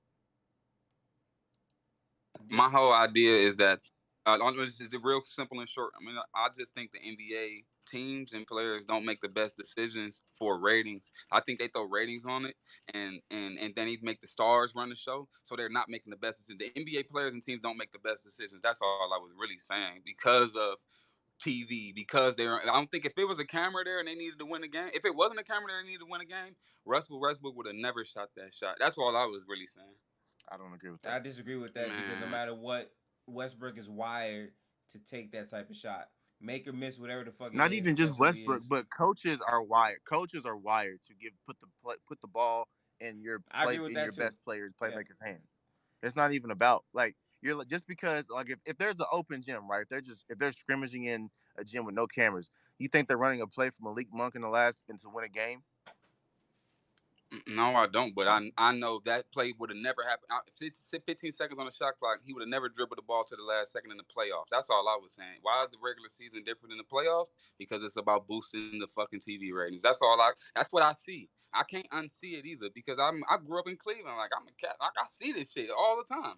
Like it's just a reoccurring thing. Like the best decisions aren't made all the time. That's what I don't like. College basketball, they make the best decisions though. Right? Hoop is like really make the best. I got a good question for you. I got a good question for you, right? You're a LeBron James fan, and the narrative around LeBron James is he makes the right basketball play all the time, right? That's his thing, right? That's a fucking lie. Okay. How many game-winning assists does LeBron James have? Not that many of them, to be honest with you. 0. That's how many. I ain't never said he Delonte West. I remember him hitting Delonte West for a couple. Booby. Who the fuck else? Iron Noble. No, LeBron. Okay. So who do you trust a LeBron James shot to win the game more than a LeBron James I trust the LeBron pass? I do you trust LeBron James shot more than the LeBron James pass to win the game? A shot. Why? Because he's the best scorer in NBA history at the highest percentage in the playoffs. I'm just saying it's because sometimes a bad shot from LeBron is better than a good shot from Booby Gibson. That's what I'm saying. I agree with that. But this was Russell Westbrook we talking about, though. I don't think it necessarily matters. Right. He's the Melo. Okay. I'd say Melo. Now you're trolling. Now the biggest Russ fan of their lives. I'd say Melo is third. A bad shot from Russell Westbrook is one of the all-time leaders in game winners, by the way, and has many of the records for having very clutch shots in the that Denver Nuggets shot to send their ass home was an insane shot. Exactly. I remember that shot. A bad shot from Russ is so ridiculously stupid that it works a lot for some reason. When the last time it worked, though? Somebody remind me? It might be the Denver and the Wizards shot. when they hit. Oh no! The last time it worked. That Wizard shot. The last time they worked was against the Nets when they came back. The 50-point they came back 7 points within 30 seconds. Yep. Oh, okay. Clutch ass. Do y'all remember when Steven Adams threw it off like the rim for the free throw? Yes, He threw it to Russ. That was crazy. He shot it from like during a playoff game, by the way. During a playoff game, by the way. Yeah. He hits those shots. That's what I'm saying. I'm okay with him taking that. I'm taking it, but when you got Carmelo Anthony and Davis on the fucking floor, I mean, Anthony Davis is a worse jump shooter than Russell Westbrook. 19% from three, like 19. I said Carmelo too, and Malik Monk. Yeah, when you look at mid-range to three, AD is the worst shooter. But who's the entire league by far? I ain't gonna lie. He's the worst volume shooter of all time statistically. Oh wow. I wouldn't say all time, but in the league right now. Only worst shooter. Oh wow. Yeah, it's in comparison with Charles Barkley. Yeah, it's a certain amount of attempts. I think it's like 2,000 attempts or something like that. Oh, okay. 200. But AD is gonna keep taking them. The thing is, I think it gets the only other player on that roster who I think that coaching staff and that roster would feel great about taking that second shot is Melo, and I didn't see the exact play we're talking about, so I don't know what they did for him, but. I don't think Melo should take the last shot. I think it should. I don't think so either. By the way, I don't think so either. But I think it should be Russell LeBron. I agree. Yeah, I agree. So for me, like in theory, like if I'm being like in a perfect world, we would set up a easy inside like bucket for AD, and it would be AD taking that shot. But because we don't, it really. It really honestly depends on who's open. Like to me, by the way, the Thunder are down 50 right now. If you didn't know. Yeah, like for me, like I'm just saying, like in a perfect world, I would want that to be AD. But like, I honestly don't have a problem with having the ball in Bron or Russ's hands, mainly for them to find someone. But like hopefully they don't get in those situations. But like in my perfect world, bro, I'm gonna keep it a bean. I want AD taking that because it really shouldn't be it's a mismatch 9 times out of 10. But AD doesn't seem to be built like that. So, oh well. LeBron-based teams typically pass the ball to the open man every single time. That's what he's done in Cleveland and Miami. That's probably what he's going to do in the Lakers when he's back on the court. Nah, he a fucking dummy. George Hill. Bro, y'all be acting like LeBron. That George Hill pass worked out pretty good. Y'all be acting like LeBron is always passing to the open man, bro. That nigga took a whole dumbass off the glass floater against the Raptors. That's what I'm saying, Classy. Thank you. He don't do that shit. I watched this dumb nugget drive all the way to the basket and do a step back. And a lot against the Pacers. He could have drove on Sabonis. I think it was Sabonis. Like, Sabonis can't stay in front of you. He took a fucking step back 40 footer. Exactly. Every like time. Like this nigga is not doing the best basketball decision that everybody makes it out to be. And that's why I'm talking about. You know why, Classy? Because he now knows that sometimes taking a bad shot from him is better than passing to Kyle Korver in the corner for a game winner. That shit don't work, man. He only got like game winners. How many game-winning passes does he have? That's what I'm trying to. So compare how many game-winning shots he has to how many game-winning passes he has. And how many game-winning jump shots he got versus game-winning finishes? I bet he got more jump shots than finishes. Tell me how many. So you go Google how many game-winning passes he has and come back and talk to me. I ain't come back. Okay. I will go Google that. Goofy ass don't go to the hole. I think he should go to the hole, but my whole point is him passing to Danielle Marshall in the corner is not exactly the best way to win a game. The Pacers game-winning layup is not memorable, and that's where my problem is right there. Because the layup and the dunk, the game-winning layup and the dunk is just not. That's not sexy. Like I agree. I don't disagree with the that. I'm attacking the point about passing to somebody, passing the ball to somebody who's worse than you, even though they shoot a better percentage to win a game is not to me the best way to do it. LeBron is like subconsciously not taking the best shot for himself? Yes. No. Yes. Subconsciously not. I mean, dude, that's hold on. I just want. You know how big brain that is. You know, it's a big brain ass thought, right? Man, I like I said, this dude has more game-winning jump shots than game-winning finishes, but he's a better finisher. That don't make sense. I mean, because teams aren't going to let him get to the rim easily. But he has chances. I watched this guy. He has chances. Of course. So I don't understand what you want exactly. Right. And at the end of games, refs are very reluctant with the whistle. He knows that too. Exactly. If you look at Bron, if you look at how you're going to defend Bron in the half court, let's get a bucket to win the game situation. It's always have rim protection. Always. Yeah. And you're forcing him to shoot the shot as well. You're not exactly. You're forcing him to make a jump shot. You're giving him a jump shot. You're saying, hey, shoot the ball. I agree. There's a team losing by nearly 60. Yeah, this game is wild. That's OKC, right? Well, just 3 straight threes, bro. Please. Yeah, I was gonna say, can we talk about? I was told SGA was the Kyrie thing real. This is actually a really good game. Is the Kyrie thing? Man, DeRozan, a good game there. Man, that was the Kyrie what? Is the Kyrie thing real? The whole they're open and shit. The Nets are open. They're marketing. Yes, 100. Yeah, I mean, they should have been trying to trade that nigga. The fact that I was gonna ask about that real quick. Hold on. Yeah, no, I'm so happy you said that, Gifted, because we talked about this. So like, they should have been trying to trade with them actually get back, like should have done. Like they should make phone calls then. With them actually being open to, with them officially being open to trade, because Shane said that, and I agree with him. What do you think? Like I said, like I know this we kind of didn't really talk about it like that because we said, we're going to see what happens. At this point in time, like where do you think a realistic Asha would be? From nowhere. I don't know if they ever. I don't know if they ever. Realistic. That's Kyrie. That's the realistic option. Did they ever publicly? This is the thing. I think they've always been open to it. Did they ever publicly say no? Because they didn't. They publicly said we're not extending him. Yeah. Did they say that? Yeah. They're not giving him an extension anymore. And they publicly said they're not giving him an extension. Again, I did not. How did I miss that? And they said that months ago. So that to me alone. so that to me alone makes me go, okay, they're fine shopping him and just playing it what's best for them. Right. Go get Ben. Yo, Devin, they're already shopping him right now. Does that hinge upon him? Like, what if Kyrie gets vaxxed? Does that mean do they extend him then, or is it just contingent upon him not being vaccinated? I think the idea was that they weren't going to extend him like in this season. Like they were going to revisit the topic later. Yes. I don't think they came out and said. Okay, that makes more sense. Yeah, I don't think they said like, nah, he ain't going to be a net in the future. Oh, no. They would not say that. But it's still a weird thing to do. It is. If you're, I mean. I feel like that said a lot, though. Like people say, we'll talk about it later. I think that definitely said a lot. I mean, it says a lot, but like if you're not showing up to work, like I don't know. I'm not concerned. If I'm If I'm a Nets fan, I'm not concerned about it right now. I just don't think Kyrie's trade has any fucking value because there's no guarantee that he's gonna try to stay there long term or some shit. I just don't think any team wants to touch that. I really don't. I can't think of why you would. Presently.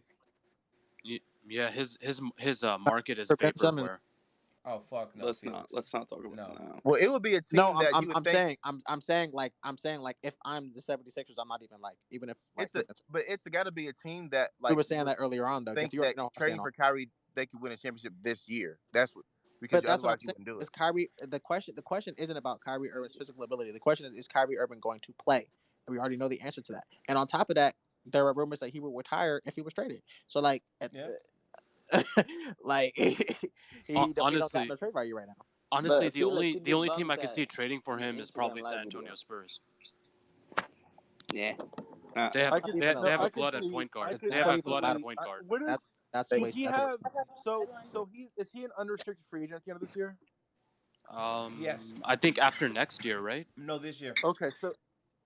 Okay. This year, okay. Yeah. All right. Yeah, I don't think anyone's trading for him. No one's trading for him. That's why his value is so low because the extension would happen, which would make him locked up basically. So now after this season, any team can sign him. So it's basically why the fuck would I do that now? It just doesn't make sense. Oh, so this is his last year, his contract? Yes, this year? it is. Yep. Yeah, that's what I wanted to clarify. Because if it is, that's a no-go. Who traded for that? One more, who is trading for 1 year, Kyrie? I'm not. It's got to be a team who thinks can win a championship this season with him. Like they're a Kyrie Irving away. Yeah, but that's even if he. That's the only way it happens. Right. Now Philly would be the only one that would apply, and I don't think. Well, he doesn't have to. He doesn't have to get vaccinated though. He's not vaccinated. He he doesn't have to be vaccinated to play everywhere else. Turn the next game on now. Turn it on now. This has been a great game. I thought you have to be vaccinated for Philadelphia, no? He only has to be vaccinated to play and go. No, New York and the 2 California cities and Toronto. I thought that was a mandate there. Yeah, so he doesn't have to be vaccinated to play. He can play in Brooklyn. Oh no, no, but that's the problem. If he was as an away player, he can play. Ben Simmons is not. Someone just said Julius Randle, aka Diet LeBron. Huh? That's my point. Ben Simmons is not vaccinated. I don't gifted. At this moment, I don't believe he is. But I think if the Sixers went to him and said, "Hey, you want to go to Brooklyn, get vaxxed," I think he would. And if not, then I think so too. Okay, he's legitimately a crazy person. If not, I can see that. No, Devin, he would get vaccinated because he wants to get the fuck out of Philly. I ain't gonna lie, bro. Exactly. Muhammad. It's the same thing. Yours was just way more disrespectful to me, but that's okay.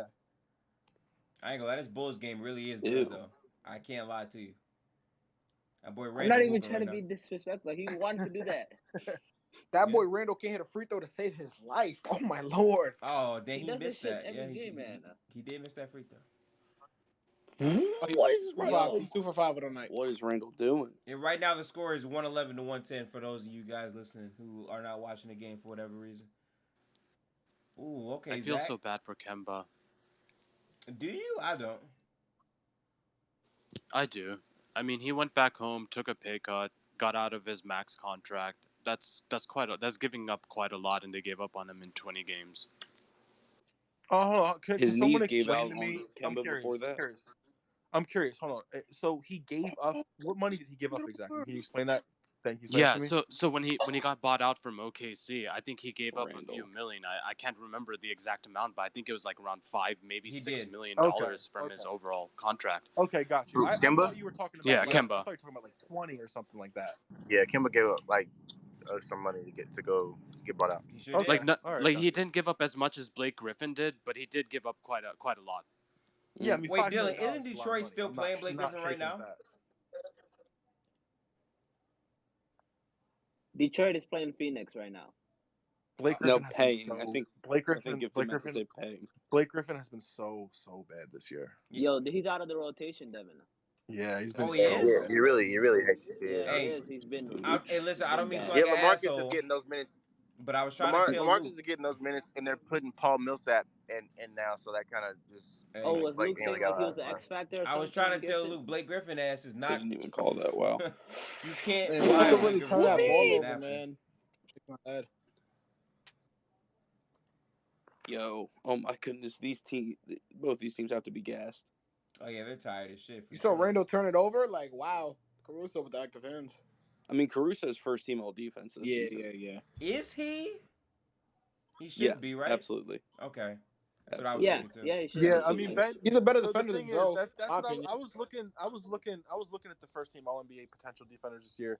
Ben being gone opened up a spot, and there's quite a few dudes that have honestly. Well, all I case. know is Mikal Bridges is fucking making it. Oh, Mikal, the Warden. Yeah, Mikal definitely making it.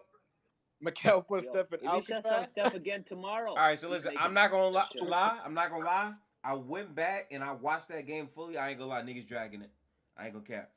Niggas definitely dragging it. He played great defense. Don't get me wrong, but like watching all of his misses back, it's like, nah, they dragging it. I ain't gonna lie. That's what I was gonna say. So I read a stat. And I don't know if it was a correct stat or if it was someone trolling that he missed 6 what would be considered open shots. Yeah, wide open shots. Yeah. I keep trying to tell people like it happens, and it's not. I'm not trying to make this specific to Steph. Yeah. But like as a shooter, it happens. Like as Right. a shooter, you just have bad games. And I'm not trying to say that Mikal Bridges didn't play amazing D, but like this is Steph's 5th or 6th game this year shooting bad. But yeah, and it just happens when you're a shooter. It just happens to that have part less is true. of them than But the at average the same shooter time, does. at the same time, though, when you right? take the type of difficult shots that he takes, wait, you're gonna have games like that So- where so, like- it's just off. That part of it is true, right? But the also thing is that's his worst game when he's taken 20 shots in his career, like ever. You know what I'm saying? I think like, that's so a stat like that is deceiving because like there's games where he shot bad and he shot 17 shots or 18 shots. So like to Hold on. Who are you giving the ball to on this possession for Chicago? DeRozan. Gotta be Zach, right? Yeah, I do want to say something about Stephen Curry. When you're Mikal Bridges and you're basically D'ing him up the whole game, and look what regardless he did with of him missing open. Yeah, I agree. Regardless of him missing open shots, Mikal was doing his job by getting stuff out of rhythm too, by forcing the ball out of his hands for most of the plays. And Classy, to that point, it's Phoenix should be credited for getting Curry out of the rhythm as a whole. Right. Because, I mean, yes, Mikal had him primarily, but they had great team CP3, defense. Yeah. Ayton was showing when he had Ayton did a good job showing. Ayton did a good job showing. That's a fact. Yeah. And Monty Phoenix got Williams, good ball Coach of the moving Year, on offense. can't change my mind. Kept everybody moving on defense for the Warriors. Like everybody was but to be like censored being saying that Mikal didn't do shit to stop Curry. I think that's bullshit. Completely I think that's bullshit. Yeah, Mikal played amazing. I don't think yeah, no. But I think to That's chalk no it up rationale. to just, I think to chalk it up to just like Steph can't shoot that bad. What the fuck was that shot from disingenuous IQ? because he can shoot that bad because again No, he's done this multiple times this season. I hate. But that's not what I people are hate to saying. be Shane. a People are just- saying a to that type of derailer. degree on that volume of shots. No, I don't think he's gonna have a game where he shoots That's specifically how bad he my shot. point. That's my point. Like when you limit it to 20 shots, it's excluding every shot, everything less than that. So if he went 4 for 17, it's not gonna be on that stat. But he still shot like ass. Right, but 4 for Can 17 is not someone please equivalent to. I would say 4 for 20. 4 for 20 That's is the like game. miles bad. This game is ugly. 4 for 17 and 4 for 20 are both ass. You're just different degrees of ass. Right. Can someone please tell Tom Thibodeau to shave the top of his head? No. Jesus Christ! I'm not gonna talk to Tibbs. I'm kind It's of the nervous. You shave the top of your head, Tibbs. Everyone knows you're bald. You need to Just see shave. DeFrozen do this in the playoffs first.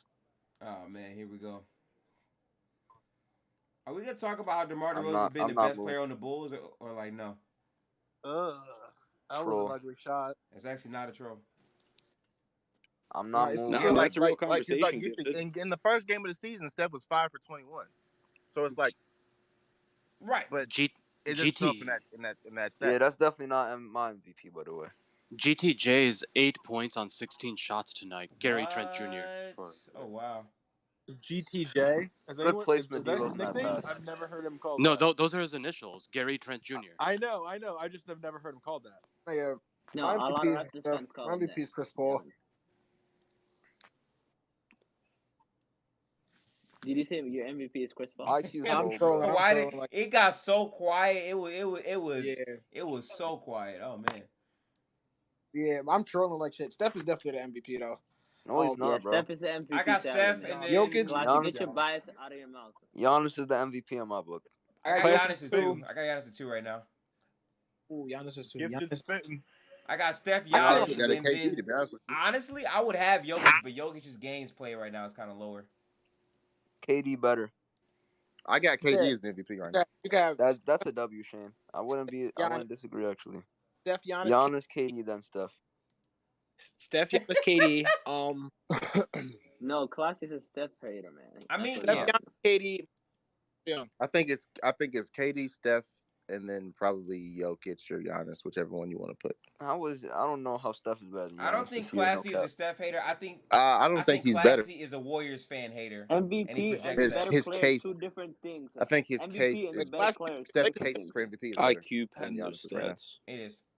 Yeah, you saw that too. Stephen Curry's a stat merchant. Doesn't reach the eye test. A stat merchant is hilarious. Okay, indeed. I'm gonna just ignore all those tweets you had during the other games. My bad. What? When Steph hit that ridiculous step back, I was just like, damn. Yeah, I can't slander this man. Are we doing spoilers for this game? But then I made the tweet saying point guard's gonna shut that shit down, and then it was good from. Bulls got a Mickey Mouse win. I'm telling you, bro, DeMar DeRozan is the best player in that Bulls team. I want to I'm ready to speak say on it, though, man. Oh, you want to speak on this Mickey Mouse win? If you let Julius Randle go for 30 and 12 on you, that's not a win. Can we stop talking about Randle being like a clutch player, one of those guys that's going to be the finisher at the end of games? He's not a playmaker. I'm sorry. Somebody brought up Mickey Mouse win. Somebody talking about it. Yeah, so somebody brought up Mickey Mouse win. Like, bro, an L is an L. Take your L. Stop being salty and be happy.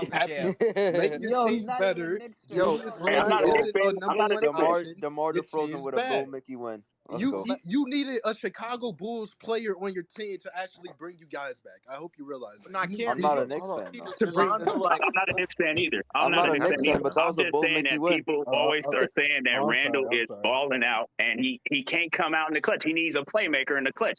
That's the reason why they lost that game. They came back. He was balling, but then in the crunch time, he didn't do nothing. He choked. Caruso took y'all needed Julius. Y'all need Julius with no handle to choke for y'all to get a Bull Mickey win, bro. That's I mean, Caruso took that from him, bro. Yo, Dylan. I guess any win that is Lonzo was selling at the end of that. Lonzo was missing hella threes, bro. Like he was like 2 for 10. I'm just saying, Lonzo was hella off tonight. If Alonzo was on, this would be a blowout. Let's just be honest. Losing by 74 points. Losing by 74 points in a game, bro. This is 74 points. Wait, who you? They're losing by more points. Okay, OKC is losing by 74. Wait. They're losing. Everybody stop. Shane, they're say that losing again. by more points than They're losing by more points than they have. Oh my they have god! It's the fourth quarter. I gotta watch this. I just turned the game on. Oh my god! I'm about to turn that on too. You most certainly don't. 67 to 139. I think Jaren Jackson is that guy. I got to put him on blast. He said some wild shit about Derrick Rose shooting 40% from three again this year. Oh man, he was lit, and he said he'd suck a dick if Derrick Rose hit 40% from three. And I'm saying, hey yo, it's looking like that. And when you gonna who's is it gonna be? The Grizzlies are up 78 now. Bro, this I'm trying to. I'm turning it on just to watch the history. I got the history. Yeah, that's a fact. Wait. I got a question. Where's SGA? Where's SGA still? Is he like hurt or something? Please let him lose by 100. Damn, I just said something crazy, bro. Damn. Yo, is SGA hurt or something? Why is he? Hey, you could cut that out the footage, bro. Hey yo. No, SGA not even playing, but let me check to see if he was hurt. Yeah, what happened to SGA? Is he hurt? Like, is he just? He played last. OKC is openly tanking, so SGA not being there is probably you pack that team up and move it back to Seattle. Nah, Seattle don't want that. They don't want that. Seattle don't want that. Give them the Kings.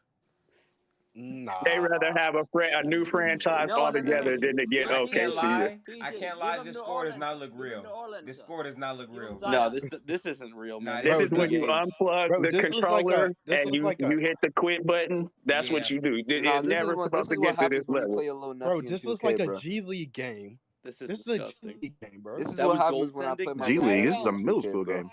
No, this is a massacre, guys. It's not a game.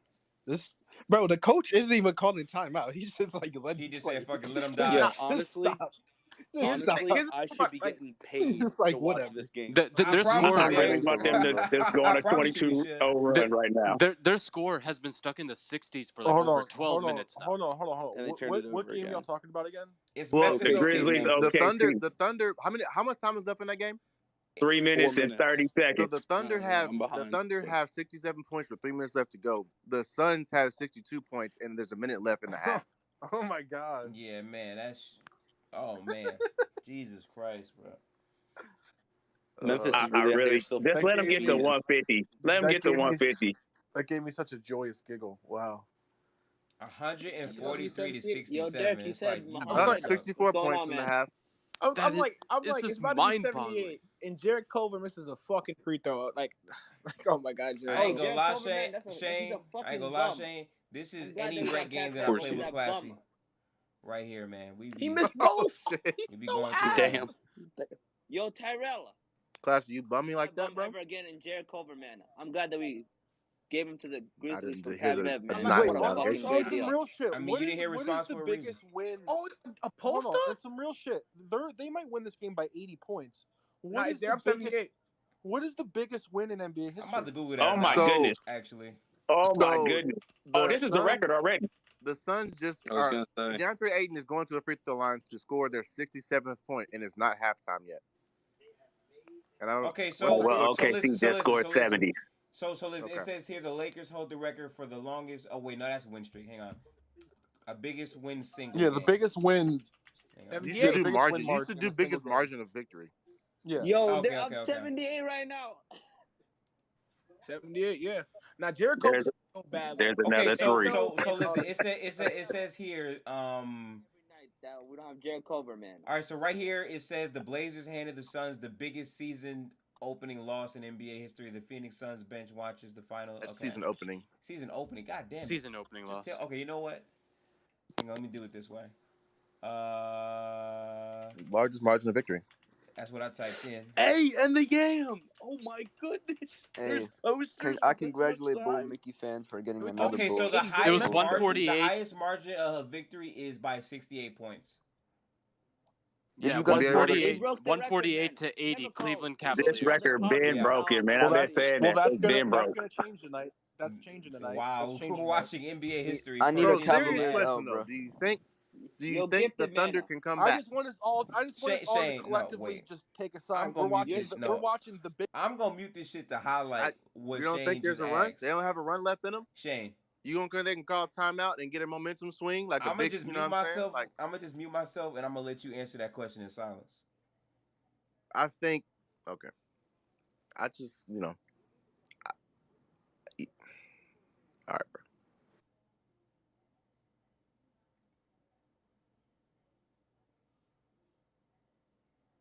They just hit a free throw, if that counts for anything. I'm gonna let this nigga talk to himself, bro. I think it's almost impressive we're watching now. That boy fought through the mute, I put it up. I put it on the Thunder's broadcast because they really trying to make it seem like they played well. Yo, imagine broadcasting this game for the Thunder. They said Mike Muscala had 5 threes, bro. It's crazy. I don't think we're gonna get it to 80. I think Shea Gilgeous-Alexander's off and on stats finna look great. Oh, they finna look crazy. You spitting glass. And Juan, we can get to 80. We can about to be 75. I ain't gonna lie, bro. Classy spitting his ass off. His on about to be nuts. 76. Make the free throw 76. Let's get it to 80. 80 is the benchmark. Let's do that. If not, fuck that. If you lose 80, bro. It's a minute left. Points, then you score. That's a problem. That is a problem. Fuck that. He missed. Oh my God. Let's embarrass some grown men. Bro, somebody tweeted if the Thunder added up all their future draft picks, they would be within single digits, bro. That's crazy. Oh, that's fucking Triple J's 9 for 11 from the field. That's impressive. Respect Jaren Jackson Come on, Jr. man. That's an and-one. Shit. Bro. 6 for 7 from 3. History, man. Wait, what pick was Jared Culver? Was he the 6th pick? He was. He was a forgettable pick. Fucking That's sucks. Hold on. The Grizzlies. Hold on. The Grizzlies just converted an N1 and the crowd went crazy. Like, nah. we relax, please? Yo, can y'all go home, bro? Damn. Please go home. Go home. Just go home, man. I would have left. Beat the crowd. Are we trying to get to 82? Kids at home? That would be nice. Oh, it ain't gonna be. They're trying to score. It ain't really play happening. 12 minutes and put up a 0-0 and then went home, bro. 150 to 75 is nuts. I can't lie to 152 to 77. I wouldn't go home, man. Shake off and on finna look crazy, but hey, y'all too far behind, man. It's 152-77 with 30 seconds to go. These cats, if they hit a 3, then it's all good. 152-79 now. Hey, guess this off and on shit might be a plus for Shea, but John Moran is cooked. Going on that I can oh no, John Moran is cooked by that on off. I ain't gonna lie. Cooked. Yeah, that's facts. Yeah, he's about to be cooked by that, bro. They didn't score 80. Game over. This is the biggest loss I've ever seen. I can't lie. No, Chris Paul got blown out by more in the playoffs. Gifted. It's the biggest loss anyone's ever seen. In history. No, in the playoffs, they're losing by like 70. What is this? Nah, this is history. This can't be real. 73 points, man. So like, I wonder, like, what is OKC's coach saying in the locker room? Like, oh, he just walked straight the fuck off the court. I don't say shit. I just go to home. I don't waved his hand and said, "I'm done." I'm going straight to the crib. I'm not even. You go into the locker room. Hey, yo, Muhammad, is Cat's injury bad? Nothing, man. Nothing. He's questionable for tomorrow. I don't watch film. He's okay. I don't. We don't even. We might not. I don't know, bro. We might not even touch a basketball practice. I ain't gonna lie to you. We might fuck around and miss the next game and just regroup. We'll get him next time. Hey, I'm gonna rewatch the ass whooping. I didn't even think it was this bad. I kind of saw the score for a sec. Yeah, I might just do it. If I'm the coach, I walk in that locker room like y'all don't even need to fire me. I'm cool. Who wants to help me pack my shit? I'll just leave. It's all good. Did Shea play? Devin. No. I would not say that. I would say good job, team. You tried your best. We'll get him next time. There you go. I was fucking inspirational speaker with that shit. Yo, the way OKC is walking out, they walk this probably isn't line. They ain't this even is the shake worst hands. loss of all time. They ain't even shake hands though. That's crazy. Oh my god! I couldn't even believe this was a real NBA game. Like I hate to say this. Yo, gifted man. I hate to say this. Am I dreaming? I really don't like saying this, but this team beat the Lakers. Twice. Oh man, twice. They did beat the Lakers twice. Nah, that. Oh man. I mean, that got it. You hate to see it. That's fuel to the fire. Hey Shane, I'm gonna steal that for a banger tweet. Hold on. Zara, OKC definitely got their ass. You're welcome. You're welcome, Classy. Thank you. OKC definitely got their ass. That's why you left the fan base. I don't need the fan base confetti and all that, brother. Hold on. Did the entire fucking Memphis Grizzlies starting five without John Morant have career high in scoring? Like, how did they drop 150? I'm actually looking at this box score. Triple J was I picked up Desmond Bain in fantasy, and he has 2 points in the greatest victory of all time. A guy named Santa Aldemar, 18 points tonight. I don't know who that is, but he had 18 points. So that must be. Okay, so Jaren Jackson had 27, Brooks had 11, Steven Adams had 9 points, Trey Jones had 10. No, Tyus Jones had 10. Desmond Bain had 2 points. So that's like 60. That's like the starting 65 points total right there. Yeah, the bench. Okay, listen, Brandon Clark had 11 points. S. Aldama, I don't know who the hell that is, had 18 points. He was a plus 52. A plus 52 in the game. He had 18 points. K. Tilly has 6 points. He was a plus 21. Xavier Tillman had 11 points, plus 30. Jay Conchar has 17. So basically, all their damage came from their bench. They had multiple double-digit scorers off their bench. Their bench had to have like 80 points. That's wild. So it goes 11, 18, 11, 17, 19, 11, and 6. So basically, yeah. You're almost there. That's wild. Hey, I just wanted to say I've been watching Bronny film lately. He looks nice. Where are you watching Bronny film at, dude? Carry on. I want to say Lou Dort was a minus 53. That's not great. Stop hating, Shane. You just mad. I'm not hating. He's just not Stop that being good. jealous, bro. I'm not jealous. He's not that good at basketball. He is. You're gifted. I just want to say, Shane, a healthy Grizzlies team. We beat them by 43. A teenage LeBron James Jr. would cook your ass. Own him. Cook you, boy. Own him. I mean, how does that mean he's good enough to play in the NBA at a high level? Oh no, okay, well, that's a different stuff. You said he's bad at basketball. You said he's bad at basketball. I don't think it'll be good. Shane, do you think you're good at basketball? He's not an NBA level prospect. I'll put it that okay. way. All right. I'm not sure to bad say at it basketball, but Shane, do you think you're good at basketball? And then don't make it seem like he just blow me out. Like I ain't no bum. Like don't. No. I mean, listen. I'm putting a bunch of money on LeBron James Jr. That's all I'm saying. I just want you to know I ain't no hoe. I just put it that way. I'm going Gino Auriemma. I'm taking out my fucking mortgage. Are we? What's the game 2? Is it 1s and 2s to 21 or what? That's a great question. Is it unlimited or possession? 1s and 2s. It's all ones, right. 3 dribbles, game 11. 3 dribbles? Okay. Is it make it take it? Is it make it take it or no? Yeah. Who got the ball first? Bronny. Fuck. You might be. You're getting 11. Fuck. It's probably. I'll probably get 4. No, you won't. You're not getting 4. You're getting a solid 1. I'm cooked. So I mean, Classy. I'm sorry, bro. You didn't score on that nigga. I'm definitely scoring on Bronny. Yo, do you now 10 years ago? I'm Shane in your peak, by the way. Y'all not beating Bronny. It's not happening. But do y'all think y'all beat? Oh, I'm definitely beating Bronny. He can't hold. I get Bryce buckets right now. Am I triple threat, bro? I was sorry. Bryce just dunked for the first time I think the other day. I ain't even trying to violate, bro, but I will literally put his ass in the post and not feel bad about it.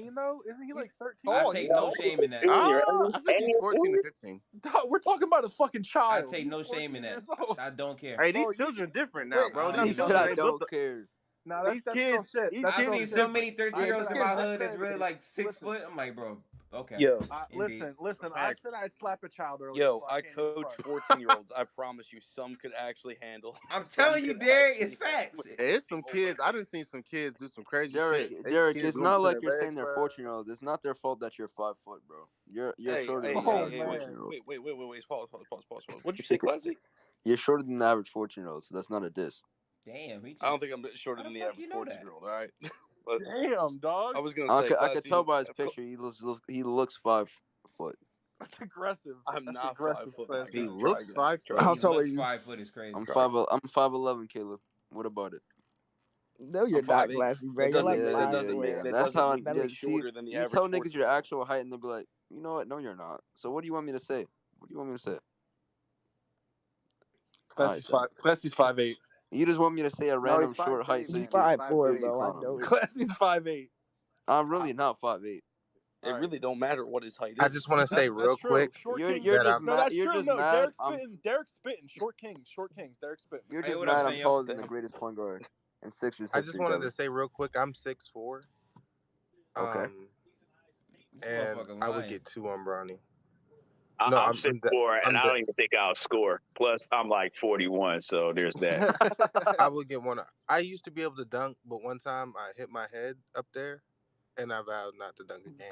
That sounded. Hold on. That sounded like. I'm not gonna lie. I almost kicked you. Bro, hold on. That sounded like the biggest. I ain't gonna lie, bro. I need the space. I want to give him a tech. Honestly, listen. I really do want to give him a tech for that. Come together collectively. I don't know if I can't give him a tech because I can't confirm or deny the story. I need the spaces to come together collectively and like pour one out for Senyo because he turned into LSK, which is really unfortunate. Like.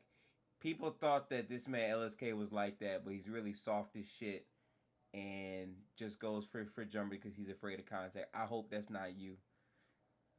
So yeah, sorry about that. Also, make sure that you, fuck it. I'm just unmute. This shit's sad. I think it's hilarious that he was like, I used to be able to dunk, but I just jumped too high and I had to stop. Yeah, that's not it. I hit my head up. I hit my head. I was a Julius. I was fucking bumping my head on the backboard and shit. I hit my head up. Not only did I hit my head up there, but also my hand got caught in the net. Oh, your hand got caught in the net? Yo, you that is really what happened to what's his name? Gerald Green from the net. Nazar. Okay, Gerald Green lost his finger like that, bro. Y'all know that. Y'all know that, right? Gerald Green lost his finger by. He did lose his finger like that. He did. Yeah. Is that how my he hand lost was that pretty shit? fucked up after that, and then I had I had a huge ass goose egg on my right side of the head. Shit was. I once threw crazy. Did it look like a book? I don't like telling the story, but I once threw a baseball to the moon. What the fuck is you talking about? Anyways, What do you guys feel like the ceiling for the Trailblazers is this year? Middle of the pack team. First round exit. Maybe 5 games. I'm so not Sounds high like the Timberwolves. on the Trailblazers. Maybe they might actually do something after the break though. Portland Trailblazers in the playoffs. Maybe second round because the West is weaker, but that's about it. I'm not gonna lie. Even in a conference that's weaker, who are they beating in a who are they beating in a playoff series? Yeah, I'm trying to think about that. They're not beating no one. They're not beating anyone because their point of attack defenders are so weak. Yeah. And Nurkic is a fucking turnstile on defense. I think they can get to the playoffs. I think they're beating. Nurkic is a good defender, but nobody watches basketball, so it's whatever. It's okay. I just don't know who they beat. I'm not gonna get on my Nurkic praise. Right, but... yeah, but he's not okay. Who Classy, like I get that, but he's not good enough to compensate for the fact that Dame and CJ McCollum are both fucking starting either. Right? Nobody in the NBA is compensating for that bullshit. I'm sure Gobert would be able to compensate a lot for that. Nobody in the NBA is compensating for fucking CJ McCollum and Damian Lillard. I'll tell you that much. Not even Rudy Gobert. And Nurkic is not that fucking good defensively. He's good. No, he's not. He's not really good. He's not bad. He's just good. He's a solid defender. He's been a different dude in my opinion after that ankle. Yeah, he's pretty solid. Fell off. He was phenomenal. He's not a person you want anchoring the defense, but you can put him there and he'll be pretty solid if you put him around. Yeah, solid in a regular season, but when it comes to scheming for the playoffs, people are gonna fucking attack him because he's not that guy. Why would you attack? Why would you? Yo, I don't know. Man. I ain't gonna lie. You can attack everybody on that goddamn roster. Unless you count on Covington, which Cov can anchor a defense to do that all during the playoffs.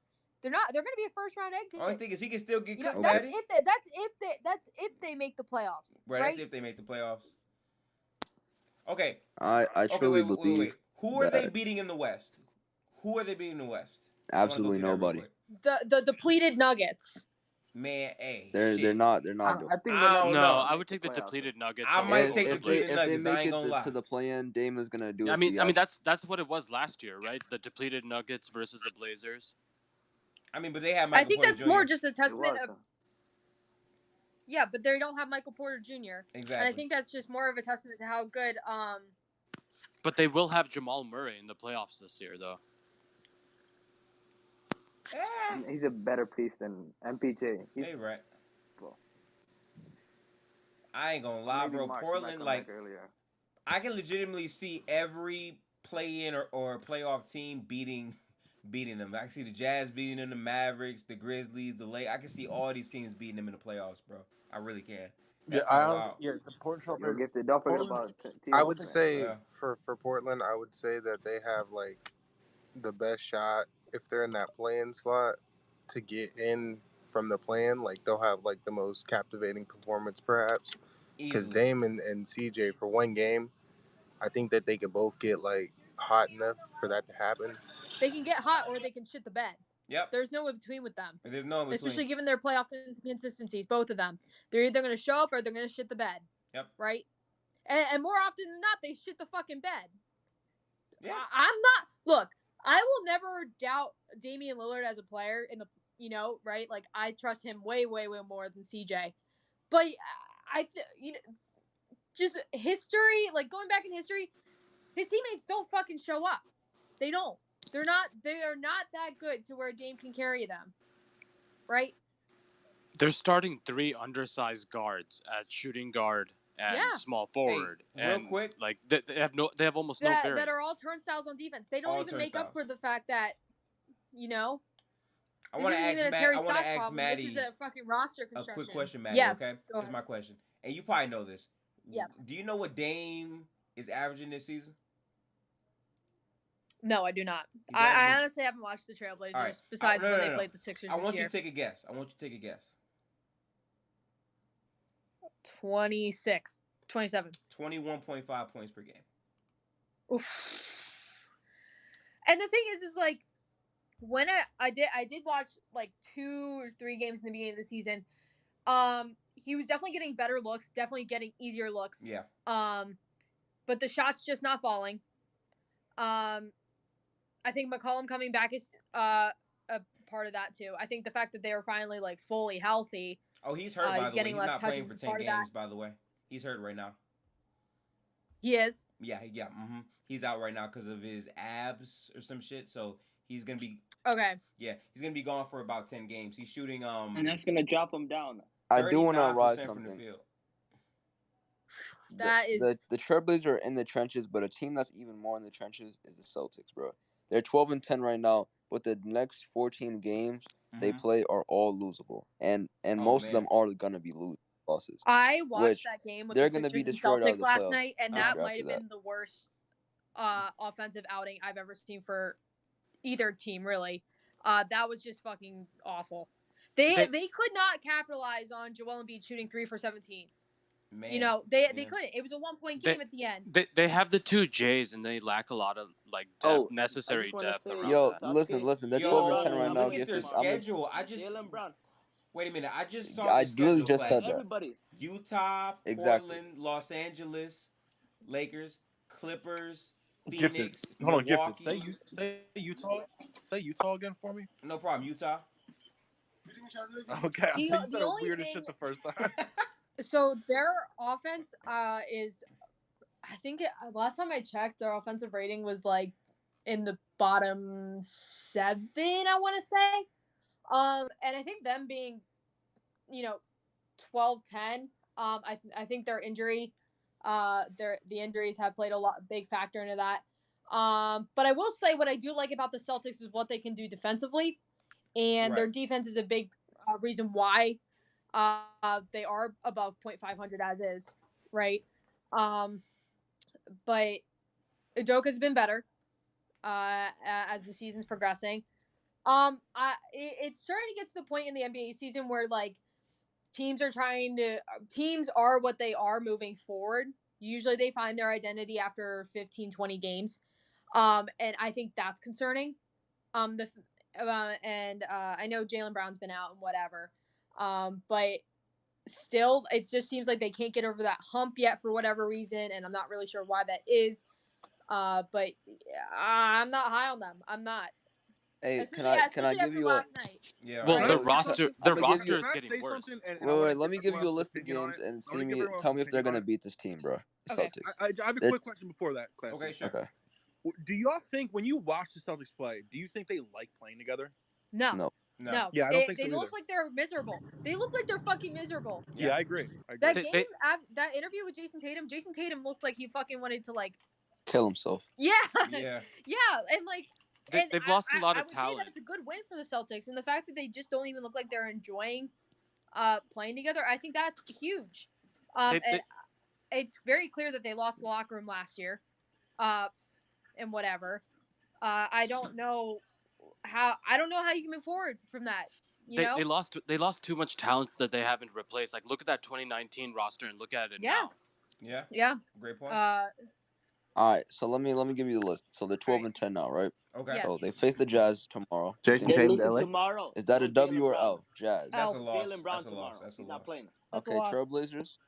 That's a win. That's a win. That's a win. They suck. Lakers. I don't know. I honestly don't know. That's a loss. That's a loss. I actually think they could lose. I'll say that's a loss. LeBron is playing, bro. They're not losing to the damn Celtics. Yeah, no, that's a loss. That's a loss for the Celtics. Although I will say Tatum has a history of stepping up against the Lakers, that so I'm kind of LeBron doesn't. I don't know. Okay. I just know Jason Tatum performs well against the Lakers because Celtics. And all I know is LeBron James came back 3-2. No, wait a minute, is that game? I'm not even gonna go there. Wait a minute, is that game in the Garden? Is that game in the Garden?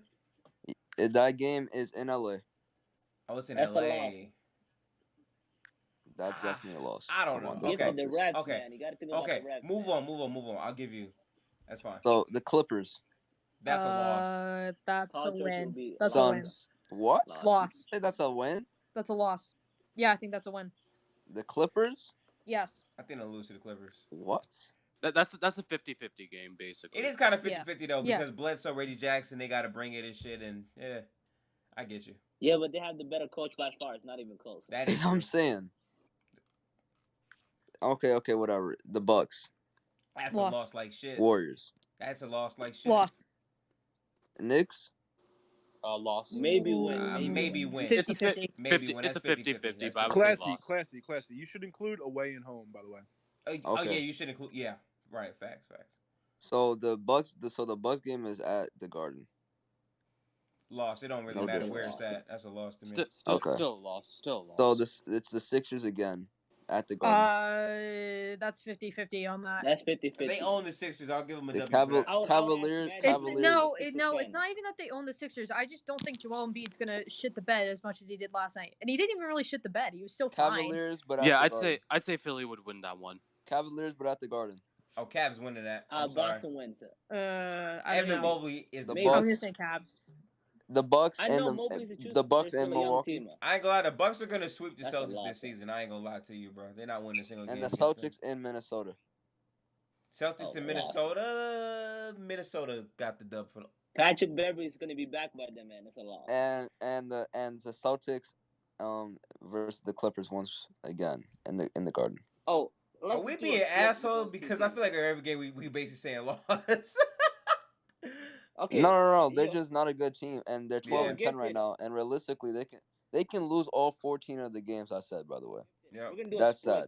We're gonna do a split with the Clippers. They're gonna win one, and then they're gonna lose the other. I think that they're gonna lose every single 4. I think they're gonna lose both, but I don't think they're gonna lose every single game. I think there's a 0% chance that they won a 14. Shane, you want to put 200 on it? They're not losing 14 games. I do want to put 200 on it. Class. Okay, they're not. You don't think they're gonna use it? They're easy. Classy, wait a you messed minute. up. No, wait a second, Classy. Since you think you're trying to be funny and put 200 on it, Classy, I'll take a child's money. Oh my God, Classy, you Classy. Why would you ask the $200 merchant about $200, bro? You come on now. It was literally a joke, bro. Okay. Now when the Celtics go 0-14, I'm gonna regret not making the deal, but it's whatever. That's unfortunate. They're not gonna go 0-14, but they can. I think they're definitely gonna be below .500. Yes, at worst they're going. At worst they're going 6-12. Well, I mean 6. So I think that. You think they're gonna go 6-8? Consideration for the against the Philly game. 4-10. Their easiest games are all 50-50. Like they have literally no easy games. I agree. I can agree with that. That's Celtics are a trap. So the Celtics fucking suck is what we all agree on. Cool. Yeah, they're not good. And the Wizards. But the whole point I'm trying to get at this all comes back full round circle to my agenda. What's your agenda? The Celtics fans were telling me that the Wizards are going to regress to the mean when they're not even going to be in the playoff run in the next 14 games. Yes. That's I was gonna say that the 76ers, Joel Embiid could still have a bad game because he's still getting over COVID. It makes sense. No, and that game is like that game's is like in 2 weeks. I hope he can have a bad game, considering he almost fucking died. Yeah. Oh wow. No, I'm just saying. Trying not to laugh. Since he's been back, he hasn't really been shooting well. You can see it. Well, he hasn't been shooting well all year. Yeah. But it's like I don't know. But then again, like we can say Joel Embiid may have a bad game the next time he plays the Celtics, but I don't know. I'm not going to bank on Tobias Harris scoring 8 points again. I'm not going to bank on Doc Rivers benching Danny Green till the last minute. Yeah, right? I think the Sixers were exceptionally. The Sixers were exceptionally bad. Making dumb. Yeah, well, he does that every fucking game. But I think this is a turning point, right? Because he benched Danny Green for Thibault, which makes no fucking sense, right? And I get it. Danny Green's on a minute restriction, right now. But still, like it's a two-way street when you're making assumptions. Like we can assume like Joel's going to get better or whatever, and whatever. But in like Maxey too, like I don't think he's going to shit the bed as much as he did last night either. Like if you look at the stats from the starting five, like everyone except for Seth Curry, like legitimately like shat bricks yesterday. So like I don't know. Shake Milton played really well though, and he played well, but he's not going to do that every night either. Yeah, he's not that good. Yeah, that's what I'm saying. So like, there's areas. He's not that I'm guy. just saying like. He's not. Yeah, exactly. He's not that guy. See, the thing with Shake Milton is Doc Rivers has a fetish with him because he dropped 39 on the Clippers. He had like 11 threes. He had like 9 threes that game against him. So now he went crazy. Doc Rivers has a love affair. Yeah, that's the problem with Doc. He believes in people too much. No, I disagree. I like the way we just did that for the the Celtics. Can we do this for another team? That was hold on. By the way, that was maybe I'm not saying it's not a knock of his, but it might have been like the most positive knock I've ever heard in my life, and it made me burst out laughing. He believes in people too much. I actually believe the opposite. I think he's very obviously plays favorites, right? Thibault over Danny Green, George Hill over Tyrese Maxey last year in the playoffs. The fact of the matter is he plays favorites, and he always has, and that's why he has so many problems with his past players. He's reluctant to develop young guys. Isaiah Joe, Maxey last year. Yep. Charles Bassey. All that stuff. It's not that he doesn't trust people. It's that he's a fucking dumbass. Yep. Right. Yeah, you're spinning. He trusts Tobias Harris more than Joel fucking Embiid. He does. Right. That speaks volumes. The Philly aggression. Gifted. Can we do it for the Timberwolves? I saw this title and I got a couple things. I got a couple things. Yo, Gifted, check this. I got a couple things I want to get off my chest. Yo, it's tough, man. Number one. Can we start admitting that John Morant has good NBA players on his team? Yes. Is that like a Absolutely. thing? Absolutely. Okay, We can do that. All right, cool. Because I know the whole John carry. Hey, yo, carry my the agenda, Grizzlies. Jordan, I'm not gonna lie, bro. My anti-Jaw agenda is gonna go crazy. I know, man. That one off is hurt. That one off is Yo, Jordan, how does it feel to lose to Demetrius every single year? I'm just saying, like, the Memphis Grizzlies had a better team last year. That's why a lie. they won. Okay, That's a lie. Cool. Lie. That's the first thing. I just want to the say, second bro, thing Shai is Gilgeous-Alexander about to be that agenda about to be nuts. By the way, not only that, circles is going by the crazy way, right now. this team that we just saw that lost by 73. I recall an NBA team that lost to this team twice. I know, Jordan. And blew double-digit leads. I'm just saying. But y'all can go to talking about the Timberwolves. The Yo, Shay said exactly what you said. Yo, Gifted, look what I posted, man. Gifted, let's do the Timberwolves, bro. All right. I have something to say to piggyback off of Jordan. Yeah, sure. So I tweeted out a couple months ago that whatever Sam Hinkie is doing in Oklahoma City is far more egregious than Sam Hinkie ever did in Philadelphia, and here we are. You're not wrong. Fucking You're not wrong at all. You ain't lying, Maddie. I saw a post, right? They chronicled the Thunder, like they showed James Harden, Russell Westbrook, and Kevin Durant, and then it went Westbrook, Paul George, and Carmelo, and then it went Chris Paul, Dennis Schroeder, and then it went a soul shot of Poku, and they were like Sam Hinkie, the genius. But not classic. We can go ahead. We go ahead. Yes. Okay. So, do you think the Timberwolves are beating the Nets and Brooklyn? Yes. No. D-Lo revenge game, man. I actually do. I actually think they can beat the Nets. I ain't gonna lie to you. Okay. Yo, if Cat plays, it's over for them, man. Nobody's got to guard it. Oh, okay. Do you think they could beat the Hawks? Oh yeah. Yo, that rat. Okay, you think they're beating the Jazz in Minnesota? No, they're not beating the Jazz. Well, they could beat the Jazz. They could beat the Jazz. But I don't you have think to they pick will. an answer. We can't be like 50-50. Right. I'm gonna say no. No. And so they're 1-2, right? So that would put them at 12-13. Okay. Are they beating the Cavs? Bro, Cavs is like that this year, bro. I ain't gonna hold you. Exactly. Yo, we like that too, man. I ain't gonna lie. Yo, I ain't gonna lie. Evan Mobley gonna have Ann in jail. We beat Philly, Miami. All right, you know what? I'm gonna give Minnesota that game. Hey yo, they're beating the Trailblazers, so we could go over there. Are they beating the Nuggets? Classy. You gotta the stop Nuggets? talking about them, bro. You said you was done with the Timberwolves agenda. Nigga like me, we stick on the train, bro. Never. No, you didn't. Eli, man. Thank you. He did not stick on the train. I have the No, yo. he Did you stuck on delete the the train, tweet, man. Eli? Stop Because I'll lying. go back to it. Don't lie, Classy. He was on the train all the way. All right, so train and I hopped let off. Classy continue because after this we actually are gonna wrap up for the night. So keep on going, Classy. Okay, Nuggets, Lakers, both L's, right? No, we're gonna beat the Nuggets. We almost beat the Nuggets. I think they're gonna beat the Nuggets when they had MPJ and Jokic. I think they'll beat the Nuggets. And when they had MPJ and Jokic, man. Yeah. We blew a fucking 15-point lead, man. Mavs twice. Luke and friends, we're gonna win one of those. I think they'll split. And then the Jazz again. Oh. All right, they'll beat the Jazz that time.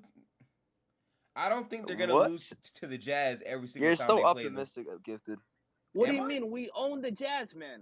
We own them. You're so optimistic, bro. They're not the beating Jazz, the Jazz. man. We own the fucking Jazz. So are you saying they're the not Jazz beating are the Nets, going bro? to I can tell you every them? single team. They're not beating the Cavs. They're not beating the Hawks. They're not beating the Jazz twice. They're not beating the Nets. And they're not beating the Lakers, you mean the team bro. that we beat 3-0 last year, the Jazz, man? And we got better as a team. You talking about that team? You talking about the team that Cat just fucking destroyed Gobert? You talking about him? Bro, Cat is going to take his ass to the three-point line and ass going to have free reign to the rim, man. Wait, how many times are you playing the Jazz? Twice. 3-0, man, Twice. last year. It's going to be a split. It's going to be a split. That's what I'm saying. That'll be a split. Okay, yeah, I'm gonna say they're not being they might. They're definitely gonna lose to the Lakers this time because LeGoat is back. You mean LeAnko? Oh man. LeFishy. Le immune system. Le Booty just owns Yo, Le immune system is crazy. So the thing with the Lakers. The thing the Lakers you can't do. I know it's all a projection, but what you can't do is go, oh, it's the Lakers, they're gonna lose. They have LeBron, or it's you go no. Yeah, you can't just attach wins and losses to the Lakers because they're so inconsistent. They're so inconsistent. Like, I'm definitely attaching the fact that they have LeBron James to the fact that they're gonna they fucking lost to the Kings in triple overtime. Wait, Classy. Was LeBron on the court when they got mollywatts by the Celtics? Yes or no? I don't know, bro. I don't watch Lakers games. Wait, come on. You know what? I have a much more entertaining game to play before we close out. Let's do the same shit for the Lakers schedule, shall we? No. I do it for the Lakers all the time. What do you mean? Right, let's do it right now. And you're very weird for it, Georgia. I'm pulling up ESPN right now. Hang on. Lakers. You pull it up, Gifted. BTW, DeMarcus Lawrence is wrecking a supposed good left tackle. Okay. All right, so I'm gonna read off their next 15 games. Yo. LA Clippers. Eli's fucking line. Didn't Terrence Armstead and Ryan Ramczyk not play tonight? LA Clippers is a win. So I do it in four. So 50-50. So name me like their next four, just like really quick. Okay, so they got the Clippers, Boston, Memphis, OKC. Mm-hmm. I'm gonna say 3-1. I'm gonna say 3-1. I don't know I don't know where the loss is gonna be. I say 2-2. 2-2. I say 3-1. It'll be crazy if OKC beats them. Yo, if OKC beats him again, bro, oh man. Yo, Shea masterclass. If OKC beats them, they literally have like 3 losses to OKC. You could argue a quarter of their wins come from the Lakers. That shit is insane. Oh, I'm sorry. No matter what they do, the fact that they lost 3 times to OKC. Nah, that is fucking rough if that happens. Okay, so Nah. Just okay. Go ahead. Okay, so the next 4, it's the Orlando Magic, the Mavericks. That's a win. Timberwolves and Chicago. They lose to Chicago. I'm gonna say 2 and I'm gonna say 2-2. 2-2. Yeah, 2-2. I think Dallas and Chicago can beat them. I think Minnesota might lose that first. You mean Minnesota and Chicago? We're not talking about Luka and friends. No. Whoa. Wait. Time out. I don't know. Because the thing is, the thing about what some teams, I don't know, when Lakers games, some teams like to play their absolute best. So dudes that's a fact. So instead of Luka and friends, it starts to turn into Porzingis getting 32 and 13. And or Jalen Brunson having 16 points or something. All I'm saying is I ain't forget when Jakob Poeltl had 27 and 13 with Anthony Davis on the court. That's all I'm saying. Like, no, that's just because. Yo, but Jordan, what about like Jalen regularly gets 16 anyways? Right. So big game end. So right now, in the games that I gave you, I have the Lakers going 5-3.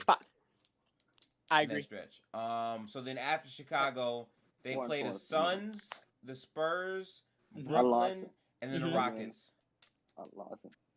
Two and two. I think they go 2-2. I think they beat the tanking team. Wait. They go 1-3. I think they're gonna beat either Chicago or Phoenix one time. Maybe not Phoenix, but I think they're gonna. I think they're going 1-3. I think, and the thing is, like I said, I know it's 15 games out. It's hard to project. It's just I just wonder which games are they gonna sit some of their players because they're older for rest days. Yeah. Which games may Anthony Davis actually have that injury that he seems to have every year? Like it's just 2-2 just be safe. But crazy. You never know what version of the Lakers you're getting on any given night. You never know. Like, you actually don't know. Yeah. Well, I legitimately think the Lakers can beat any team in the NBA and can lose any team in the NBA. Yeah, because we've seen it. Because we've seen it. I agree with you. Because we've seen it. Yeah. Oh, we've literally seen it. Yo, if it wasn't for Isaiah Stewart, man, like getting pissed off, they would have lost to the Pistons. So then, according to my calculations, the Lakers are gonna go 6-5 in this stretch. 7-5, right? That's because of Lil Booty. So 7-5, right? Because 4-4 is 12 games. That's nuts. You mean LeBronto, James Aaron? LeBronto? So that means at that point in the season, you would expect their record to be 19-16. Yeah, that's Lil Duty juice. Oh, okay, that's interesting. I mean, LeBronto, man, it's a LeBronto.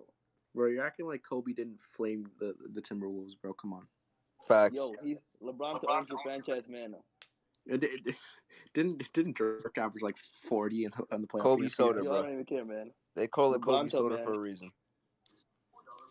No, somebody actually I just said want to LeBronto, say that man. I hope that the Timberwolves do not flame out quickly, because I remember not even 3 weeks ago. I remember Muhammad came Yo, here I met her. and I gave know. me this I'm gonna say epic right now, rant man. on the Timberwolves. I called everybody out, man. I called everybody out, and we went 7-2 after that. Look, That is true. Look, I'm gonna need the Timberwolves to make the playoffs, because we literally just 2 days ago was talking about them beating the Jazz in a playoff series. So if they don't make the playoffs, I'm like, that's slander my wait, someone said that? Who said that? Who the flip said that? I try to be. You're listening to him right now. I really Muhammad, do. I'm gonna I really do try, bro. I don't think it's crazy, Sometimes honestly. I'm working out, but I do try. Personally, I don't think that's crazy. Well, you must think Rudy Gobert's like that. I don't. So Rudy, I think Cat is Rudy Gobert's not a gonna pretty destroy decent him. player. I mean, at least in my opinion. He's a decent player, but Cat is gonna destroy him. But who's to say Rudy Gobert's even gonna defend Cat? Yo, did you see how power forwards be clamping up Cat nowadays? Nah, Kuzma got his ass busted last And then night, they put Rudy Gobert on Vandal. I need you to understand the level of frustration I had, Muhammad, when I seen Cat get clamped up by Chris Paul in the playoffs. That shit annoying. Get clamped up by fucking Bogdan. And I don't like Chris Paul, so you know. Yo, why? Tell Rudy Gobert to find a fucking map. Bro, Rudy Gobert's gonna play help defense because he's gonna be defending Vandal, bro. Come on. And we're just gonna take Vandal off the court, man, and we just go small. I wouldn't tell Gobert to find a map. I would tell Jordan Clarkson and Joe Ingles to find a map. They don't know where the fuck they be. Joe Ingles is fucking horrible. Donovan Mitchell and Mike Conley stop Anthony. Oh yes, I would tell Jordan Clarkson. Donovan Mitchell's gonna cook, bro. I would tell Jordan Clarkson to find a map and pass the ball every once in a while, at least. Yo, he's not gonna pass the ball. Yeah. He's gonna go 3. He's gonna go 3 of 17, Jordan. He has a generational green light. Jordan Clarkson. Yep. Yeah, this man is just he's interesting. Very interesting to say man, the least. But rational confidence. So I think right here that's gonna wrap it for this episode. Again, we appreciate everybody that came out. Pretty soon we're gonna be drafting like all-star teams later on. So probably I would say at the end of December. I think that's enough time, right? Or no? Who are the captains? Oh no. So we're all gonna be choosing who we have as all-stars. This should be after New Year's. Okay, bet. Okay, cool. Bet up. But January 2nd, man. I do think like a draft of like the best players in the league would be like a pretty dope episode too. Oh, a draft? I'm with that. I'm shitting on everybody, by the way. Right? I'm actually shitting on everybody in these spaces. That's like an off-season. It definitely seems like an off-season thing, or an all-star break thing. Yeah. Low key, that's perfect. Can I say one thing? Sure, Classic. What's up? Yo, Gifted. I gotta ask you to one the question, stream. To the stream. We'll at the end of the 2022 season, we will be seeing Bradley Beal host up a trophy. I don't know what trophy that is. All right, so that is a clear indicator that the episode is over. Yeah, that's a wrap. I appreciate everyone that pulled up. You can find every locker room recording of Classy saying shit like this on a regular on the YouTube at Gifted Explain. But we gonna head out. We'll be back tomorrow, people, for the Warriors Suns game and some other stuff. We'll see exactly what happens. But peace out, people.